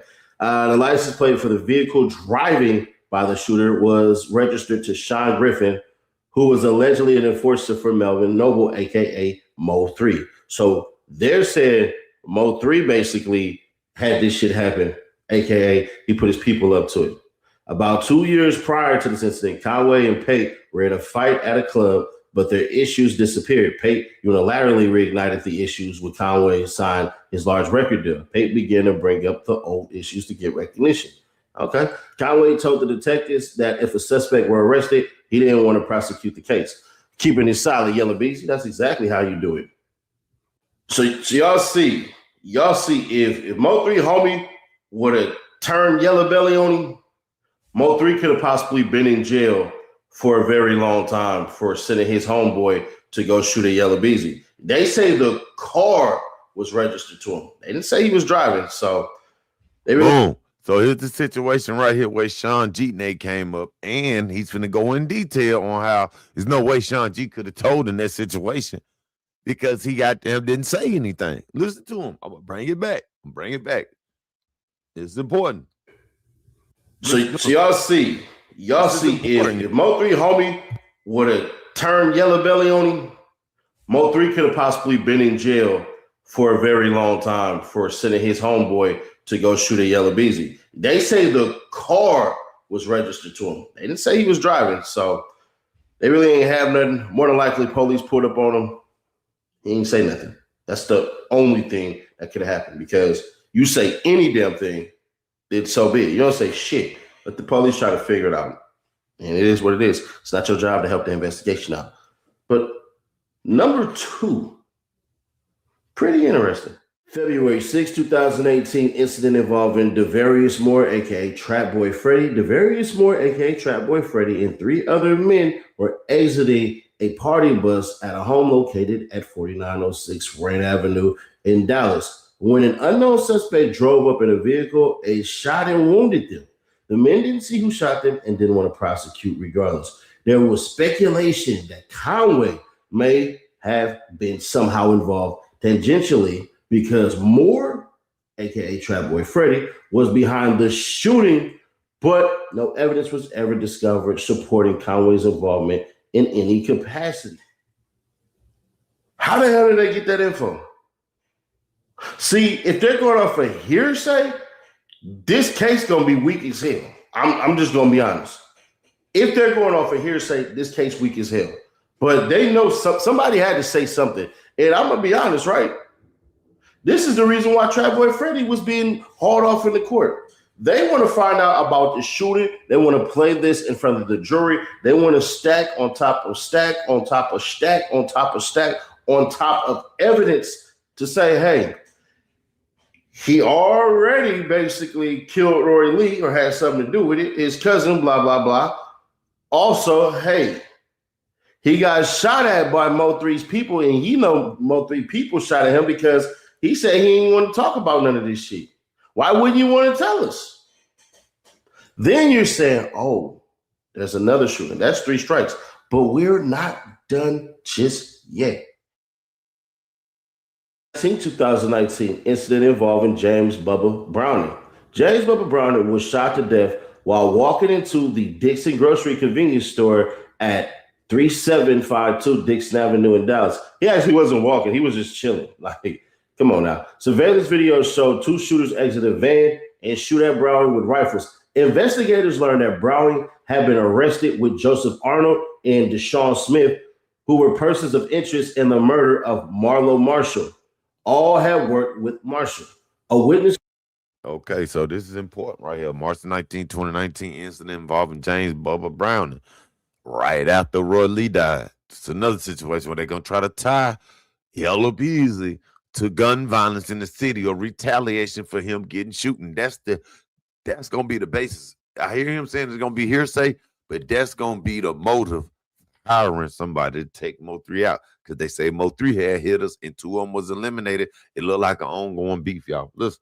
Called police and said he thought the images of the shooters resembled Arnold and Smith and that Marshall had a price on his head. Arnold was arrested for the murder of Marshall. A witness said he heard on the street that Moore, aka Trap Boy Freddy, and Conway were having an ongoing problem with Melvin Noble, aka Mo3, and it was believed that in the streets that Moore and Conway put a hit on Melvin Noble. However, no substantive evidence links Conway to Noble's murder. And the state kind of F's their own evidence up. If you bring in Trap Boy Freddy and say that Yellow Beezy had his people shoot at Trap Boy Freddy, so Trap Boy Freddy and his people go shoot at Mo3, and that Trap Boy Freddy and Yella put a price on Mo3's head, so why isn't Trap Boy Freddy arrested?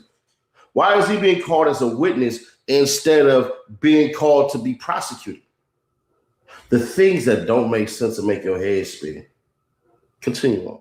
September 29, 2020 incident involving DeJuan Spikes. DeJuan Spikes was found dead from gunshot wounds at 6910 Cockrell Hill Road, Dallas, which appeared to be a trap house. Drugs, money, and a short-barrel rifle found at the scene. Randall Eugene Hunter was the suspect because surveillance cameras captured the license plate of his Dodge Charger fleeing moments after the shooting. Evidence found on Hunter's phone linked him to the murder. Hunter pleaded guilty to murder and was sentenced to 20 years in prison. That is insane, man. 20 years for killing somebody? That ain't no justice. There was speculation that Conway had a prior dispute with Spikes, but no evidence exists. Welcome back, Lulu. Him to his Welcome back, Lulu. Shout out to everybody in the building, man. Welcome back, Lulu. July 6, 2020. Listen to this, involving Robert Gaia. Robert Gaia was shot in the head while driving on Central Expressway. He survived but suffered severe brain damage. Gaia's girlfriend told DPD detectives that Gaia was cheating on her with another woman. The girlfriend had placed a tracker on his car, but it wasn't working. The girlfriend also told detectives that Gaia's friend was murdered in Oak Cliff 2 weeks before she'd heard that a rap group called Mo, I don't know if that's supposed to be pound or hashtag, but made a song about killing her friend. The girlfriend explained that Gaia wasn't in the game, nor was he trying to retaliate against his friend's killers. Rochelle Mears, or I'm going to say Mears right now, was with Gaia when he was shot. Mears told detectives that the shooting may be related to a dispute about rap music. Mears showed the police YouTube of a Melvin, well, supposed to be Melvin Noble, but of a Noble, aka Mo3 song about killing Dro and Duck. Then it switches now to say, Mayers said the various Moore, aka Trap Boy Freddy, was aligned with Conway.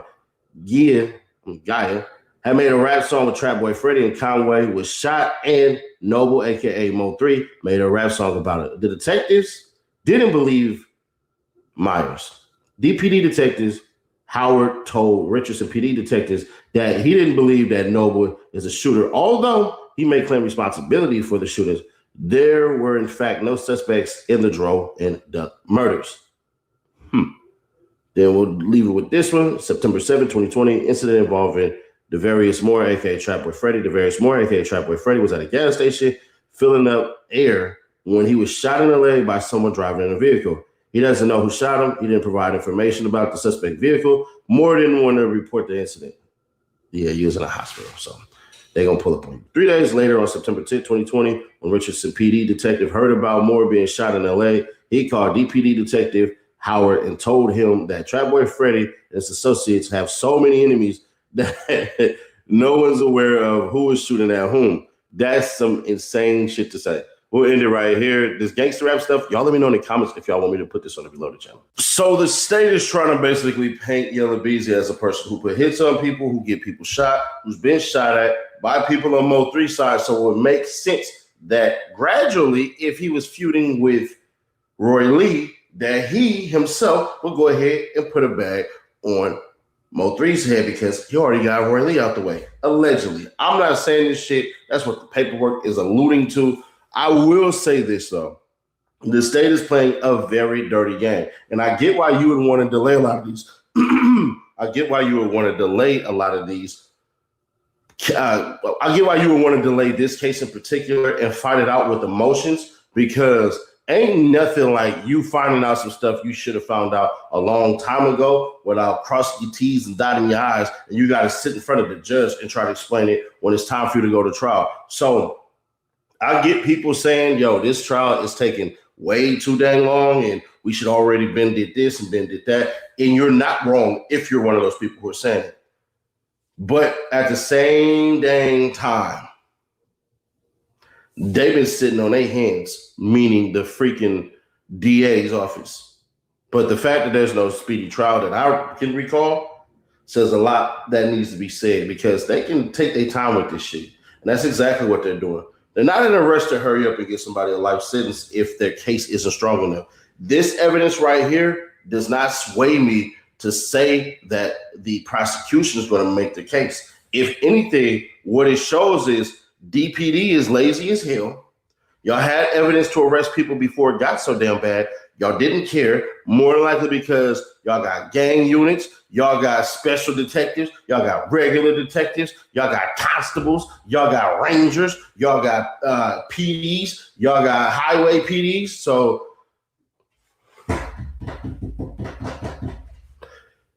this shit right here, quote unquote gang war stuff, it keeps too many regular people who want to be Billy Badass employed. Not just the police. Look past the police and look at all these divisions. And you'll see. It's nothing but a waste of taxpayer dollars. If y'all want to arrest people and hold them under suspicion because you know that they're bad people, I don't think the rest of the public is too much going to trip. The public should be tripping right now that y'all let it get out of hand like this, because Mo3 ass should have been arrested and questioned for a bunch of things in hell for a very long time. Trapboy Freddy and Yella Beezy. And some of y'all will say, well, Nash, it wouldn't really matter because they're not going to go in there and say anything. You're right. But what it does do, it puts their thumb, meaning the police, puts the police thumb right in their eye to let them know, I'm looking at you. We know what's going on. One slip and we on your back. Like cheap polyester. You hear what I'm saying? So I get a whole lot of things, but I don't get how they allow shit to always get this far without looking at money first.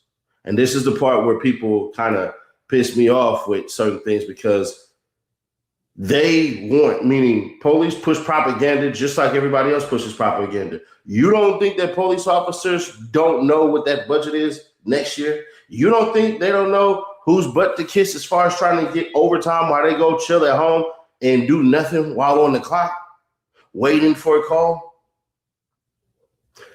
I want you to look at some of these police overtime audit videos, and it is ridiculous. You have officers that work 18, 20 hours a day for 6-7 days straight. Now, I don't know any cops, but next cop I see, I'm gonna ask him, do you get overtime, sir? If that cop don't speed off, then he's one of the good ones. Because they hire auditors these days and ask all type of questions. They look like everything. The videos are crazy. But hey, I've been relocated, man. We in a new place, new situation. You know what I'm saying? It is what it is, man. I appreciate you all. If you can, man, H&O, help Nash out by hitting that like button, sharing your comments. And y'all see, man, win us at 300K subs. This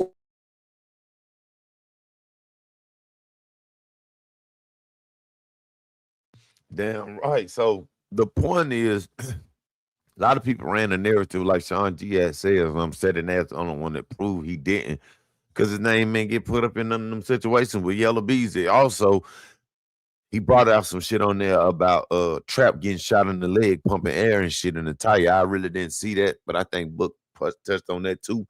It's just fucked up, man. His live got took down, and he had the content first. You know what I'm saying?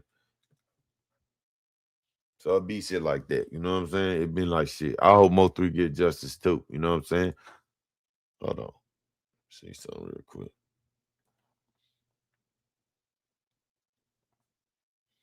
Hold on real quick. But Lulu definitely be popping her shit for a nigga. I got to give you a wrench. But yeah, man. The fucking panel.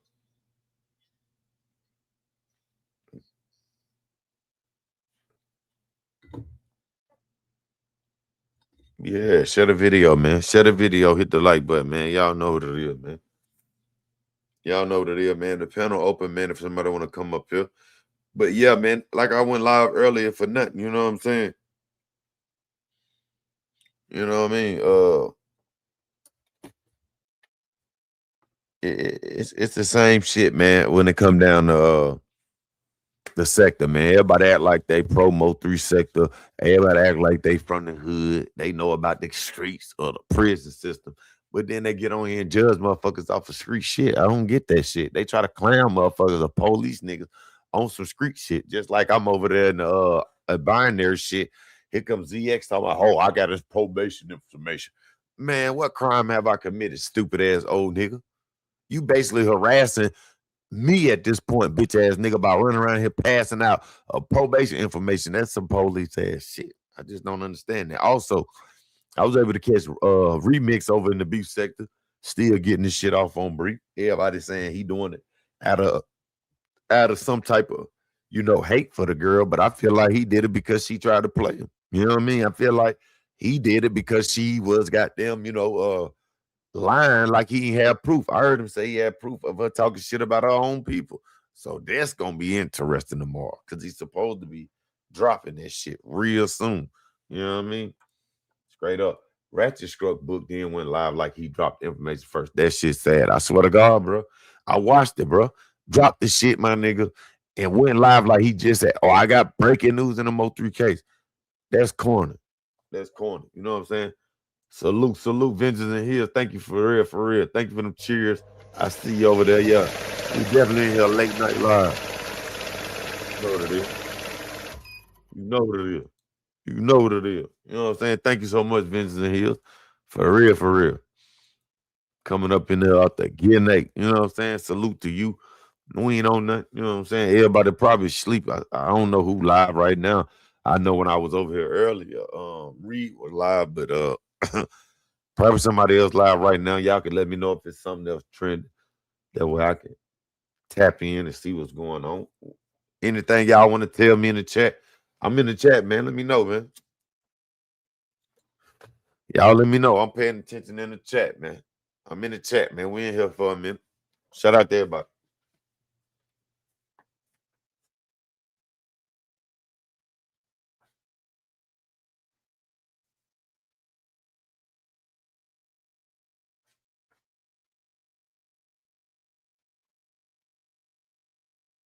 Yeah.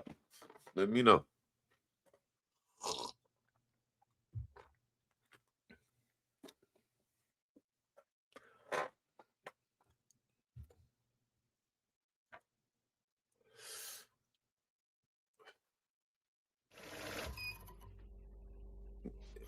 let me know if I missed something, man. Y'all let me know if I missed something in the chat, man.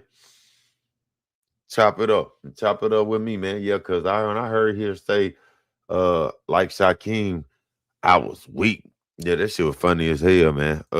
He's still going on panels talking about that shit. They said she been popping the shit, so he said he gonna release some information that ain't nobody heard yet. So I'm here for it. I'm here for it.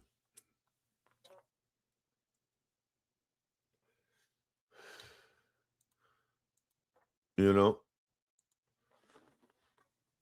Let me know.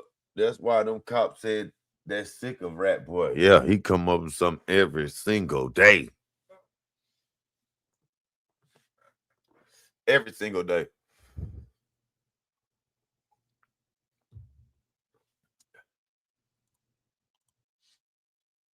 Mm-hmm. Let me see. I saw he did a lot. He had a live setup, but didn't know if he went live. Who? Ratchet or Book?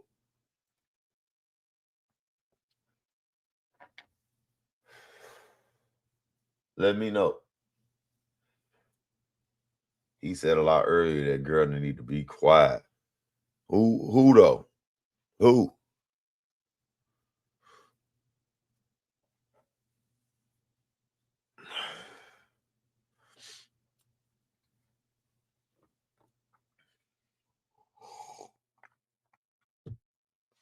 Oh, okay, yeah. He set up a live, but didn't know if he went live. Okay. Hopefully he go live because he said he dropping some more shit. We definitely gonna react to. He gave me the green light. You feel me? I think he just hit his 1,000 subscribers too, man. So if y'all did subscribe to him, man, that's what's up. You know what I'm saying? That man you had up there early. Okay. He said a lot of girls need to be quiet. So look, the stuff that he was saying though shocked me. It shocked me because ain't too many people infiltrated the beef sector. Ain't too many people got close to big content creator like that. I think VS might have got infiltrated a little bit. She may not realize that. But far as like anybody else in other sectors, I haven't seen that. You know what I mean? Haven't seen it. But yeah.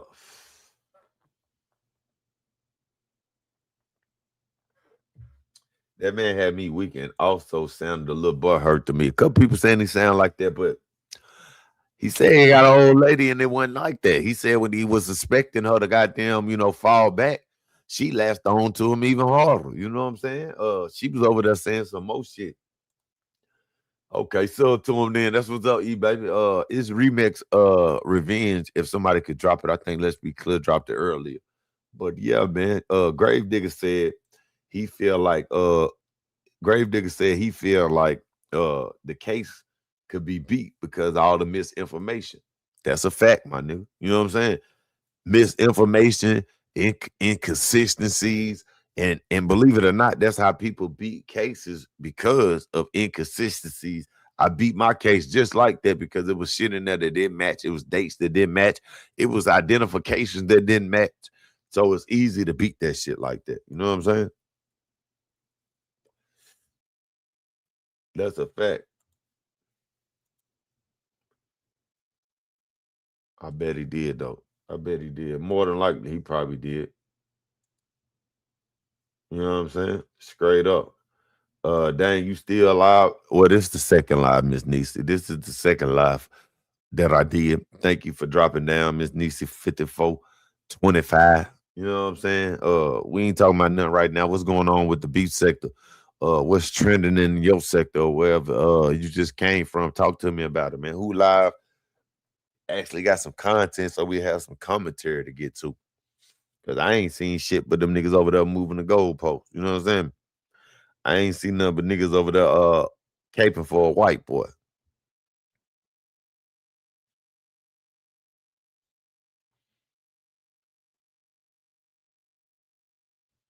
Yeah, let me know, y'all. Let me know.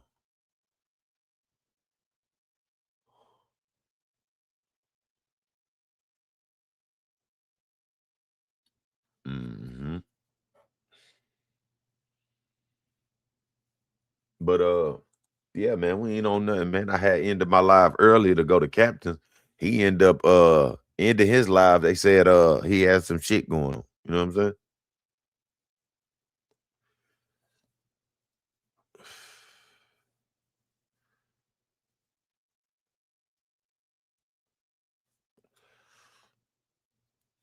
I float in every sector, but I just woke up. Okay, absolutely. Well, welcome to my page. Welcome to the Mo3 sector. Make sure you keep coming over here, fucking with a nigga. You know what I'm saying? Make sure you stay subscribed, stay subscribed, and stay tuned for a nigga can wrench you up and shit. That's all I ask. And share the video, hit the like button. You know what I'm saying? I be needing the likes to match my viewers because I don't have many viewers in my chat. That way I can know y'all at least came through here and fuck with a nigga. You know what I'm saying?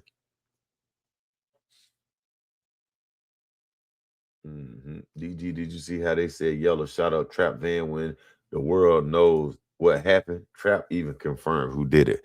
Nah, I didn't see that. I didn't see that. But I seen him, I seen Ratchet do a live over there saying that they had underlining beef or some shit like that, but didn't really get a chance to watch it. You know what I'm saying? But damn, that's crazy. They fucking up a lot of information, grave dude. You know what I'm saying? So this is link right here, E-Baby. You know what I'm saying? She said, I've been subscribed to you for a minute. I'm just usually in the cloud. Well, it feel good to see you come down if you've been watching me for a minute. Miss Niece, it's definitely good to see somebody that been watching my page and then finally drop down, because them people be the ones that can tell me shit that I forgot about or things I may not have remember.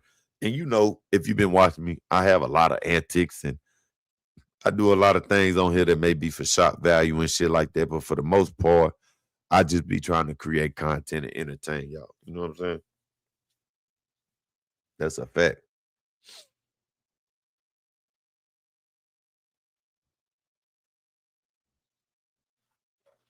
But yeah, Mo3 sector historian in the building. Don't come in here looking at me like that with that weak ass dog on your avatar. Let me look at that little weak ass, that little weak ass dog you got on there. Ah, not another Frenchie. Not another Frenchie, man. I'm sick of seeing Frenchies. Can I see the face, though? Can I see the face? You so bougie. You so bougie. The Frenchie got a gold chain and a Gucci lease. That's crazy. That's the first for me. And you made sure you put in your little bear claw slides. Then I see, but can I get a picture of the dog face? Let me see and let me know it's real. You know what I'm saying? Because I don't think that's no real Frenchie. It look like a Suma. It look like it might be a Suma. I want to see the real picture. For real. Okay, she said that's the English Bulldog. Okay.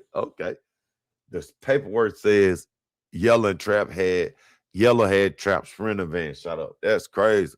They fucking it all the way up. You know what I'm saying? Shout out to everybody in the building.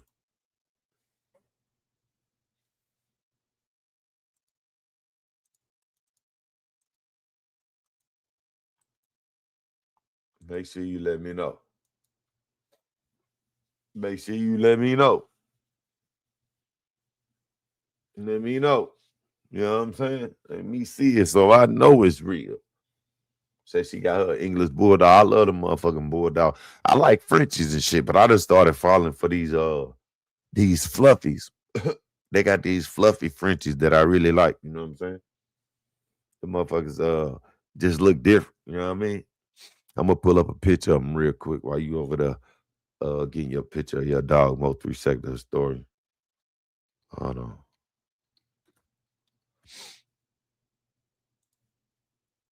All right, hold on. Hold on real quick. Let me share the screen for you real quick.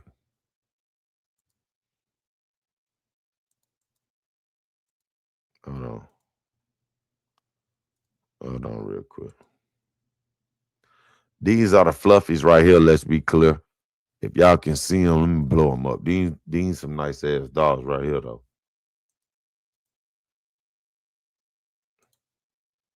Hold on. Let me know if y'all like these right here, though. I done been liking these motherfuckers. You know what I mean? But yeah, man, I feel like Ella Beezy, Trap Boy Freddy definitely gonna be put on. they beef with Mo3 gonna be put on the table, and it's gonna show the back and forth or possibly the motive. Now, let me tell you how. Let me show y'all how do they convict you. I ain't doing no chat GPT. Let me show y'all. Show y'all.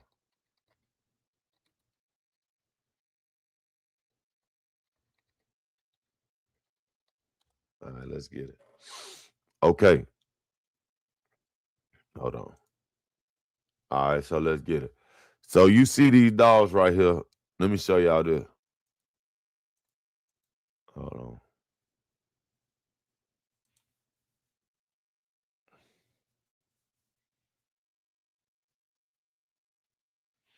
All right. Okay. So let me read it. Yeah, I know I can't see, so I had to blow it up real quick. Overview, and this is AI overview, but then I'm gonna scroll down. It say remuneration constitutes the total comprehensive package of financial and non-financial rewards. Hold on.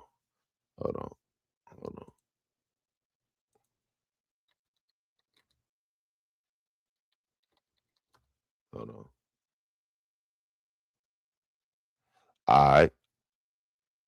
Murder for remuneration or murder for hire is specific, often capital cases where a killing is committed for financial gain, profit, or other value consideration. This is considered aggravating factor that raises the charge to first degree. So let me roll down.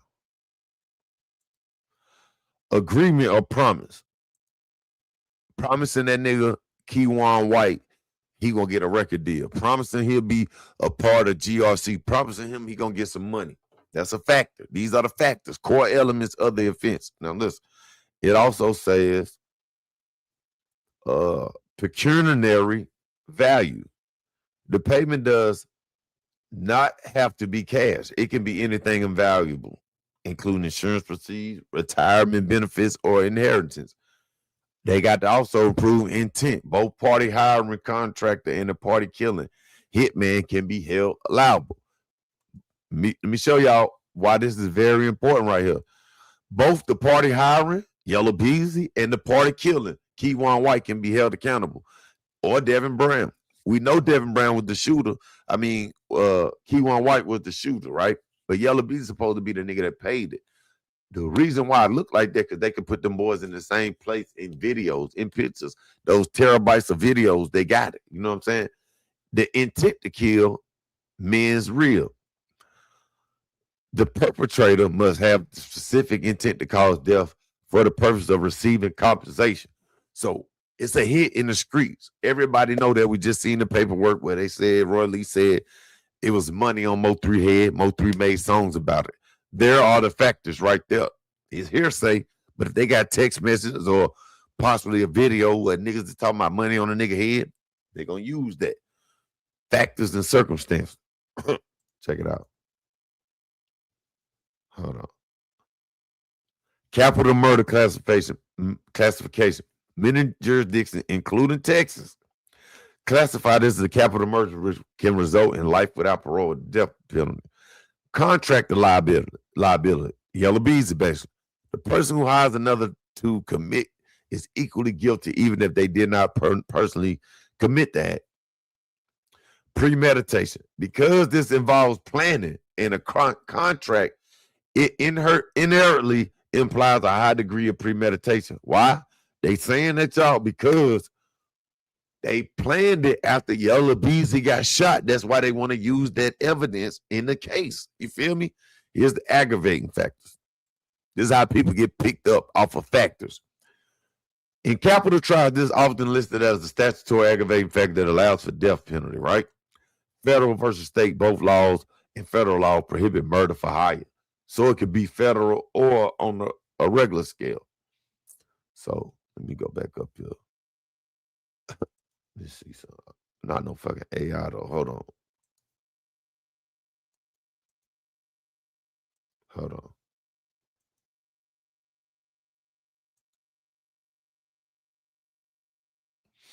All right. Hold on.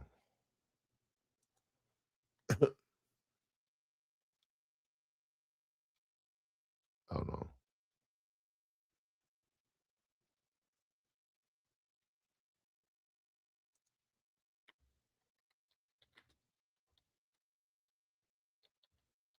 All right, hold on.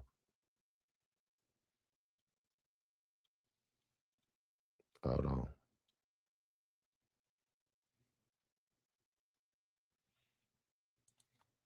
Let's check this out.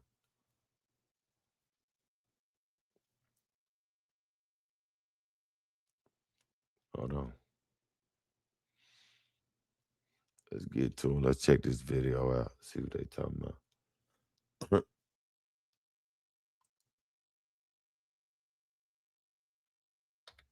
All right, let's get it. Let's see on March 20th, and by March 28th, he was already out on bond. I'm Elizabeth Milner with Law and Crime. Yellow BC's bond conditions are pretty strict. He asked the All right, judge so for let's just watch this one real quick, teensy y'all. little change, but the judge put a hard Yeah, I stop just like on put that man, share the request. video. When Yellow BC was first charged with capital murder, Look he was at my slapped with a baby, $2 boo. million Ooh, bail. but his It's a name lot is of money to Ghost, and his post, even birthday when you're a just famous finished rapper. But 130. then He's a Judge Crip Gracie like Lewis his ruled mommy. to Happy reduce his birthday bond. to So the bond was slashed in half. your Well, English more than in bulldog, half. Mo The 36. judge reduced it It's to definitely a cute $750,000, dog. and You know what obviously I'm he saying? posted that. I like But the those judge had bulldogs. I had a very white and strict black. rules for I had Yellow a BZ. all Don't black have contact with with a any white victim, mask. witness, or co-defendant either Budweiser, directly or indirectly, just like and he'll remain under that's an house English arrest with bulldog, but it was electronic that same monitoring. color right According there. to a report by WFAA, the judge said in court, quote, "The biggest consideration was the offense, the severity of this particular offense. It's pretty egregious to watch that video, but the court also took into consideration the evidence or lack of evidence the state presented. Another concern I had was the financial statement that the defendant was to put on file. He didn't seem to take that seriously at all. It causes me concern about whether or not he's taking seriously the allegations against him." So the video that she's talking about was this video that was played in court during Yellow BZ's bond hearing. In it, you can see Mo 3, who's the victim, driving on I-35 near Dallas. He suddenly stops on the highway. He gets out of the driver's side door, looks at the car in front of him, opens the passenger door, and by that time, the gunman is spraying bullets. All this while many drivers are just passing by, like business as usual. Then the gunman appears sprinting back to his car. He jumps back into the driver's side and just takes off, while Mo 3 was left to die. Another bystander was also hit during the shooting, but survived their injuries. Now, prosecutors don't claim that Yellow BZ fired the shots that killed Mo 3. They claim he just hired the gunman. More on that in a sec. So Yellow BZ was released on bond. Then last Tuesday, his defense attorney filed a motion to modify the conditions of his bond. And the request was simple. Yellow BZ just wants to attend his son's football games. In the motion, the Dallas rapper's attorney wrote, quote, "On March 21st, 2025, the magistrate court judge ordered as a condition of bond that Marquise Conway be restricted to home confinement at his primary residence. Defendant respectfully requests permission to temporarily leave his residence for the sole purpose of attending his minor child's football games. This request is sought to allow defendant to be present for a meaningful family event, which is in the best interest of the child and will support continued family engagement and stability. To date, the defendant has satisfactorily complied with all terms of his condition of bond ordered by this court. To date, there has been no violations on the electronic monitor. The defendant respectfully prays that the court amend the conditions of bond." I mean, they asked pretty nicely, right? But in the end, the judge ruled against the defense's motion. So for now, Yellow BZ will remain under home confinement pending the outcome of his trial, it looks like.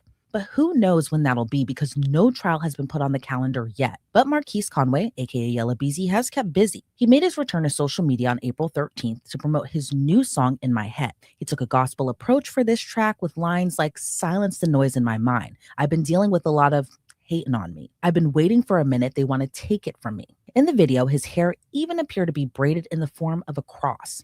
But as far as what's next for him, that's a wait and see. Because again, capital murder or any murder charge at all, especially in Texas, he's looking at life in prison if he's convicted. And again, this despite him even pulling the trigger. He's just accused of orchestrating his rival's death. Prosecutors say it was actually this man, Keywan White, who pulled the trigger. The state alleges Yella hired Keywan to carry out the hit on Mo 3 back in 2020, and Keywan allegedly had help from this guy, Devin Maurice Brown. Both were arrested and indicted years ago, within weeks of the shooting. Investigators say they can place both men through their phone records and surveillance data near Mo3's location in the hours before the shooting. And the feds even charged both of them. Kiwan was found with a 9mm gun after he fled from officers, and Devin was indicted on federal drug and weapon charges after investigators found a stolen AK-47, drugs, and cash in his home. Kiwan is already serving his federal sentence. Back in November of 2022, he pleaded guilty to his charges and was sentenced to 9 years in federal prison. But in a recent video of him posted to social media, he says he's coming home soon. I've been home soon, for real, no cap. Let me see this. What's that? We back? It's unclear if that's actually true. He has a lot of time left on his federal sentence. Plus, he still hasn't even gone on trial for Mo3's murder. As for his alleged accomplice, Devin Brown, he still remains in the Dallas County Jail and hasn't gone on trial either for Mo3's murder. Now, if you're wondering what's the motive, well, prosecutors haven't laid that out clearly just yet. But rumors have swirled the beef between Mo3 and Yella Beezy began years earlier in 2018. That's when Mo3's close friend Roy Lee was shot and killed in North Dallas in 2018. He's pretty important to this story. Why? Because he allegedly questioned Yella's claim on the neighborhood Oak Cliff up in Dallas, which to some is a sign of disrespect. Now, Roy Lee was later gunned down at a shopping center and died from complications from the shooting. After Roy died, Yella Beezy was shot multiple times during a drive-by. Then you have the back and forth and diss tracks between Yella and Mo3. Then Mo3's manager alleged Yella and his group attacked him while he was leaving a club. Then months after that, Mo3 was shot and killed on I-35. Even after Yella Beezy's arrest, Mo3's mom took to social media writing, "Justice for my baby." Again, now it's just a wait and see. So it's a toss-up on who will be tried first, Yella Beezy, Kiwan White, or Devin Brown. So no trial date yet, no football games, and Yella Beezy remains in home confinement. Let's bring on criminal defense attorney Safa Robinson-Ferrer to get her take on this case. Safa, thank you so much for joining me. What's your take, or what do you make of the defense's motion for bond modification so Yella Beezy could attend his son's football games? Now, we know the judge denied it, but given the charge that he's facing, murder for hire, are you surprised the defense even requested that? It's not a surprise. We actually make these requests quite often, especially when we have a scenario or a situation where, you know, the defendant is a parent and wants to be involved in their children's matters, or, you know, maybe there's a wedding coming up or something of that sort. So it's not uncommon at all for the defense to make requests like this. I think considering the charges, and obviously it's a murder charge in this case, the judge declined not to. And one of the things I always say is it's inconvenient to be a defendant. And this is an example of how inconvenient it can be when you are accused of a crime and ultimately want to continue to move about freely, maybe go to your child's football game, considering the charges that you're facing and the risk of flight or the threat that you could possibly be to the community. Judges often will decide not to allow that. And let's kind of talk about his bond. Now, initially, it was $2 million. Then a judge dropped it to $750,000. Is that pretty typical for a murder for hire charge? Normally, we see a lot of cases where defendants face this exact same charge, but yet sometimes they're remanded until trial. But in this case, Yella Beezy was issued a $750,000 bond, and he put the money up too. Yeah, it's not uncommon for us to see. Wellness knows you love your pet. A lot. Like daily face kisses, no personal space, a lot. What you don't love is their breath. Their hot shrimp, wavy green lines, literal dumpster stinking breath. Wellness Winsies are the long-lasting daily dental treats that help to reduce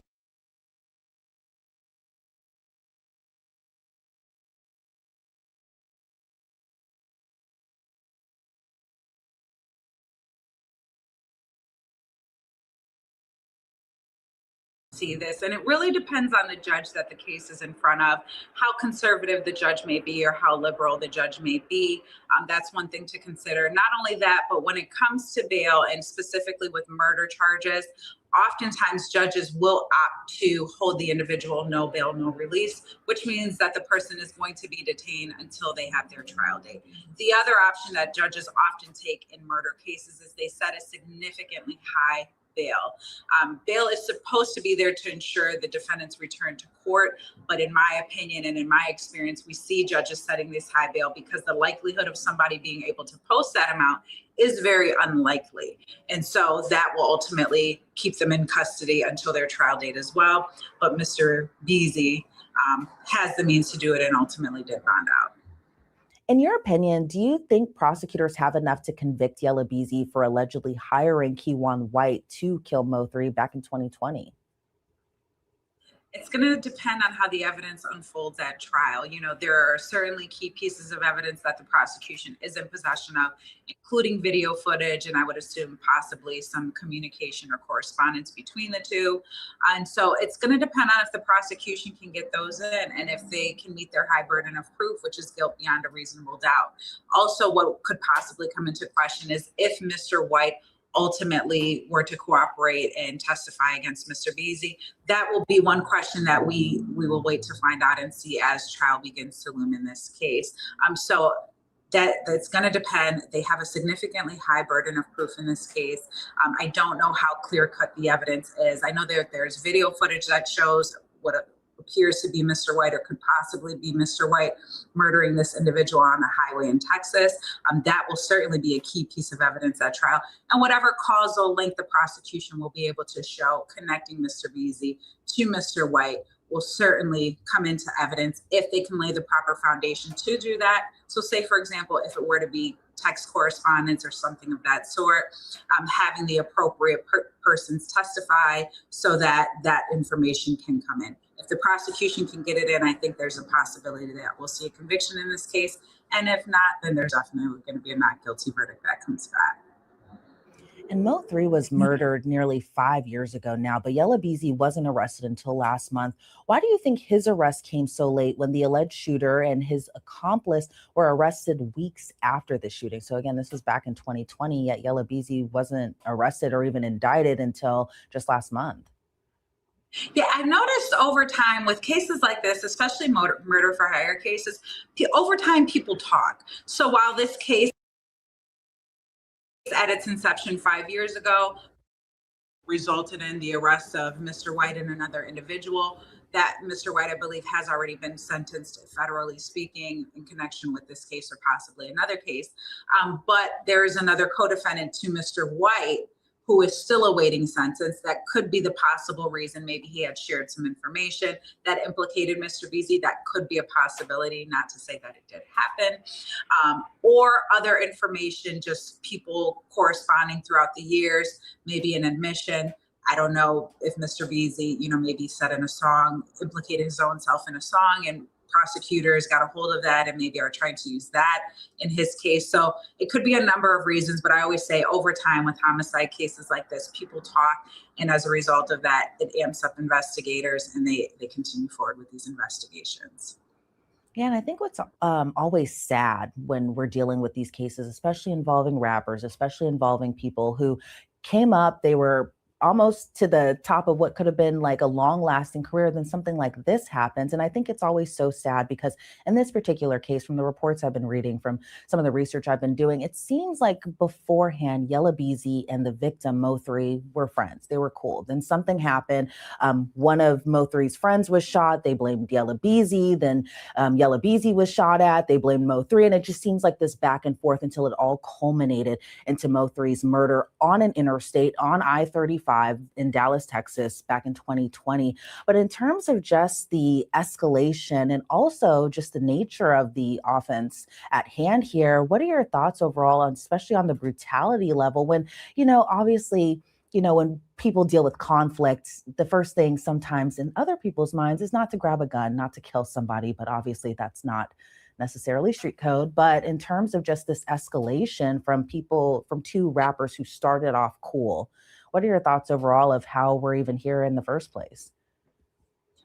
We see this happen time and time again, and I don't know why it happens. I think ego, finances, money and power and respect, those all factor into how these things ultimately can happen, is where you have two people For our friends, somebody's offended, shots are fired, and somebody's dead, and there's been back and forth with that. We've heard it before.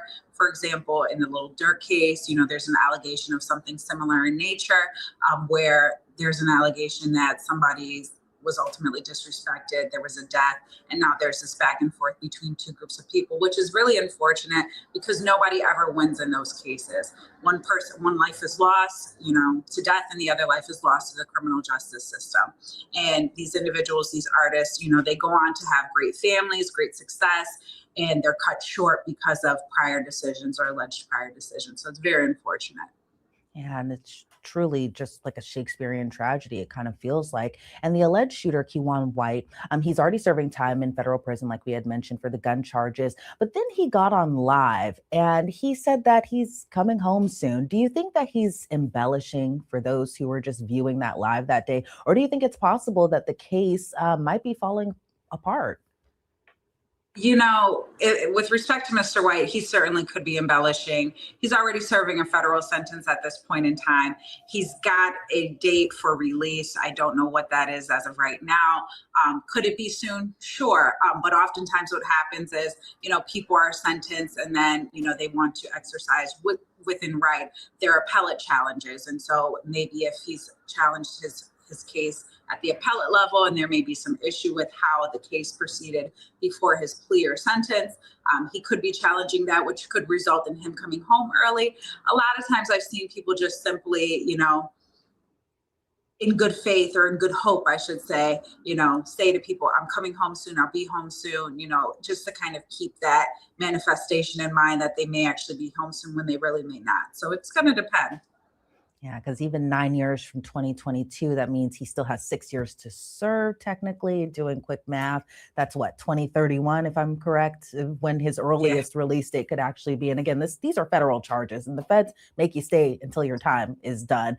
But in terms of Yella Beezy himself, you are obviously a criminal defense attorney. That's why I love having you on. But if you are Yella Beezy's defense attorney, how are you defending your client? It seems like time kind of is on the defensive side, but not knowing, what the prosecution may have in their pocket.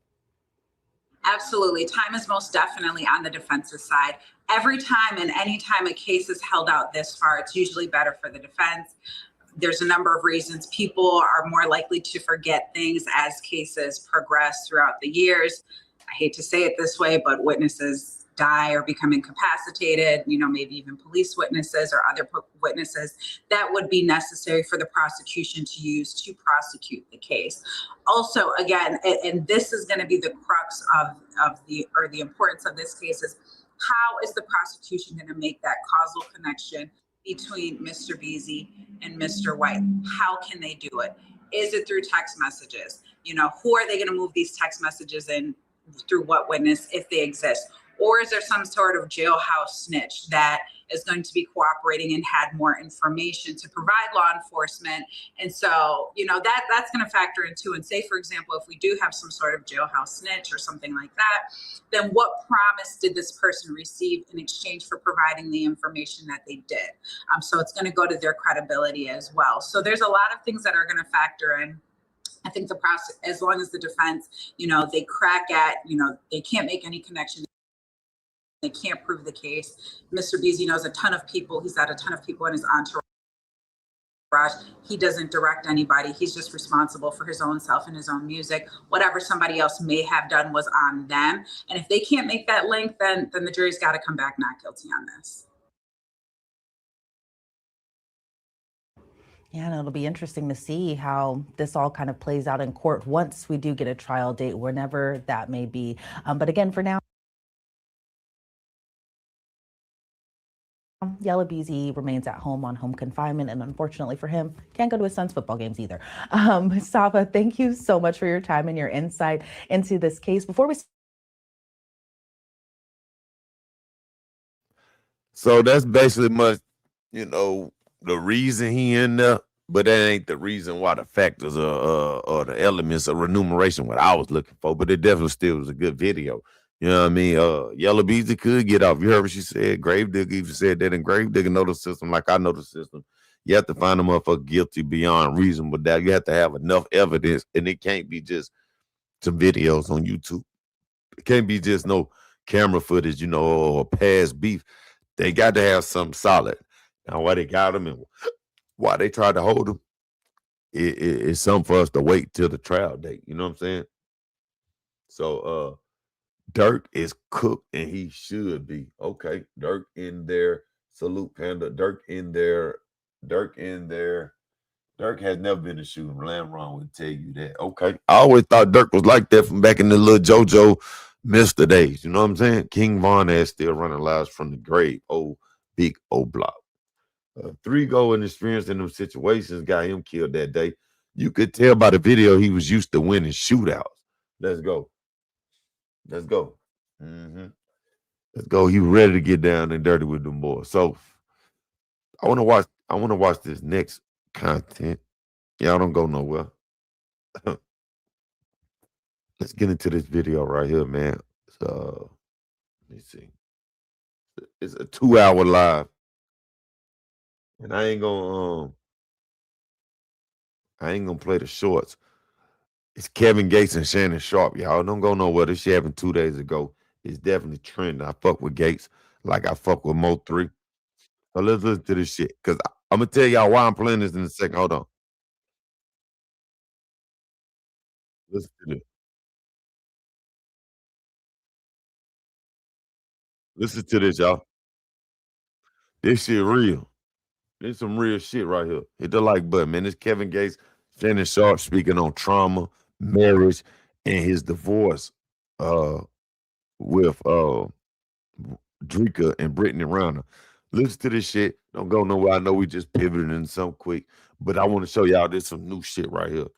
I was so depressed, I just needed something to I cope. can be live about 3 hours, 4 hours. I ain't want to live. We ain't I going don't got to nowhere. shot myself in the head before. in this I got a bitch, y'all bullet in shoot my the video. head on.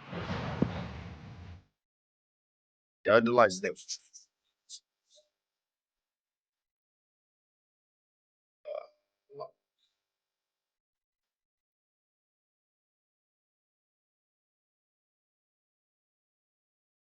Like that.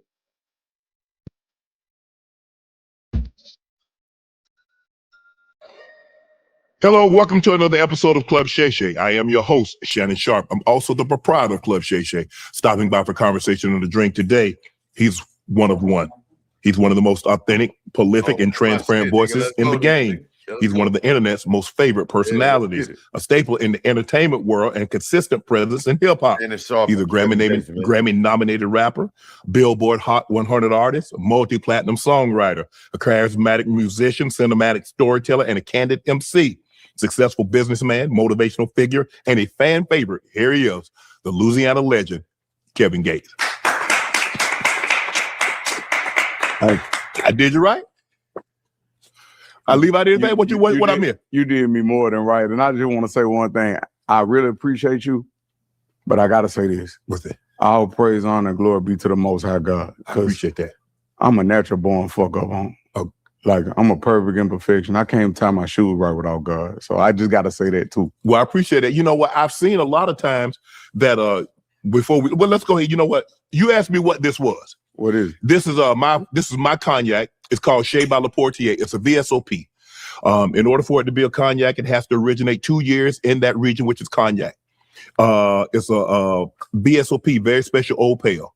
4 to 6 years. Sometimes it stays in a bottle. It can go up to 8 years.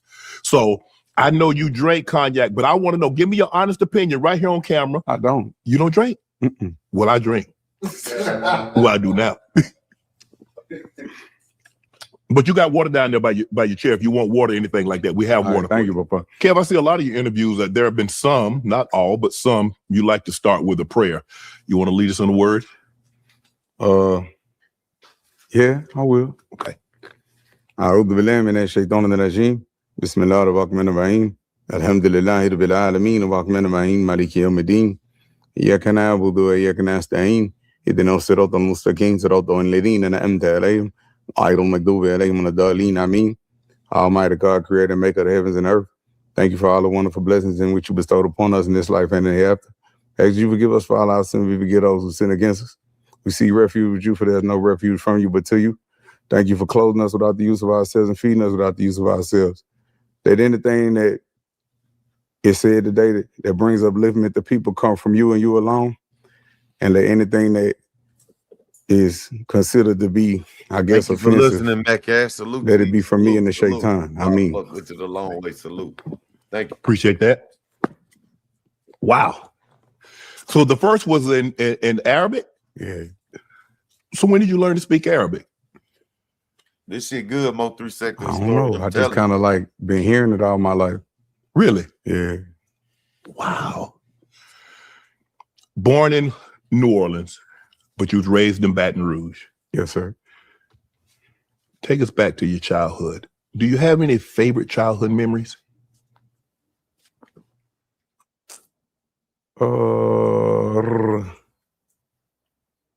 My grandparents. Mm-hmm. God damn, they finna kill us with these. Yakuza tried to kill me. No, they is. They better kill us with these goddamn ass. Hold on, yo. Yeah, hit the like button, man. But it's all good. We finna watch this motherfucking shit. I ain't gonna stop it at all. I'm gonna let it play all the way through. So y'all ain't even gotta worry about it, man. I ain't gonna keep stopping it or nothing unless it's an ad. Share the video at the like button. This is a live reaction video. Club Shay Shay, Shannon Sharp, and Kevin Gates, man. Kevin Gates, man. One of the best rappers in the game right It's now. funny that you say that. One of the solid I was rappers. raised by my grandparents. So let me ask you this, because Out there by my the- parents were in Chicago. My grandparents reared us and reared, whatever you want to say, in South Georgia. So you said your grandparents, they raised you. Were your parents around? Did you see them? When I could. This shit What do you real mean when right you here. could? This shit real. My mama had me kind of young. Yes. And it's crazy that you asked me this type of question. Nobody ever asked me that. But my mother just came, I think that was last year. She just came to my house out here in California for the first time last year. We had a very a strange relationship, Okay. so to say. You were estranged from your mom. And she told me that, not to get off subject, but she told me that my healing journey is what made her go on her healing journey. Wow. And I told her, I say, she broke down when I told her this. I say, Mama, you ain't make no mistake when you had me.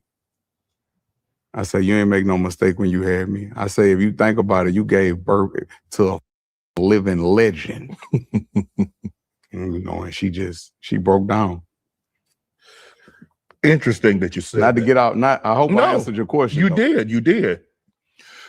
Raised by your grandparents. What are some of the lessons that your grandparents taught you? Always being respectful. That was the biggest thing, being respectful. Hard work. Mm-hmm. It's a lot. I'm gonna get emotional, but it's a lot. Well, it's crazy that the voice inside me that talk to me, that motivate me, it sounds like my grandfather talking. Mm-hmm. Like, you gonna work, go to work. If you gonna stay at home, stay at home. But if you stay at home, don't ask for no money. It's like that voice be inside me. Like when I get to the gym, sometimes I don't want to work out. Hey, that flow ain't gonna push yourself. What you gonna do?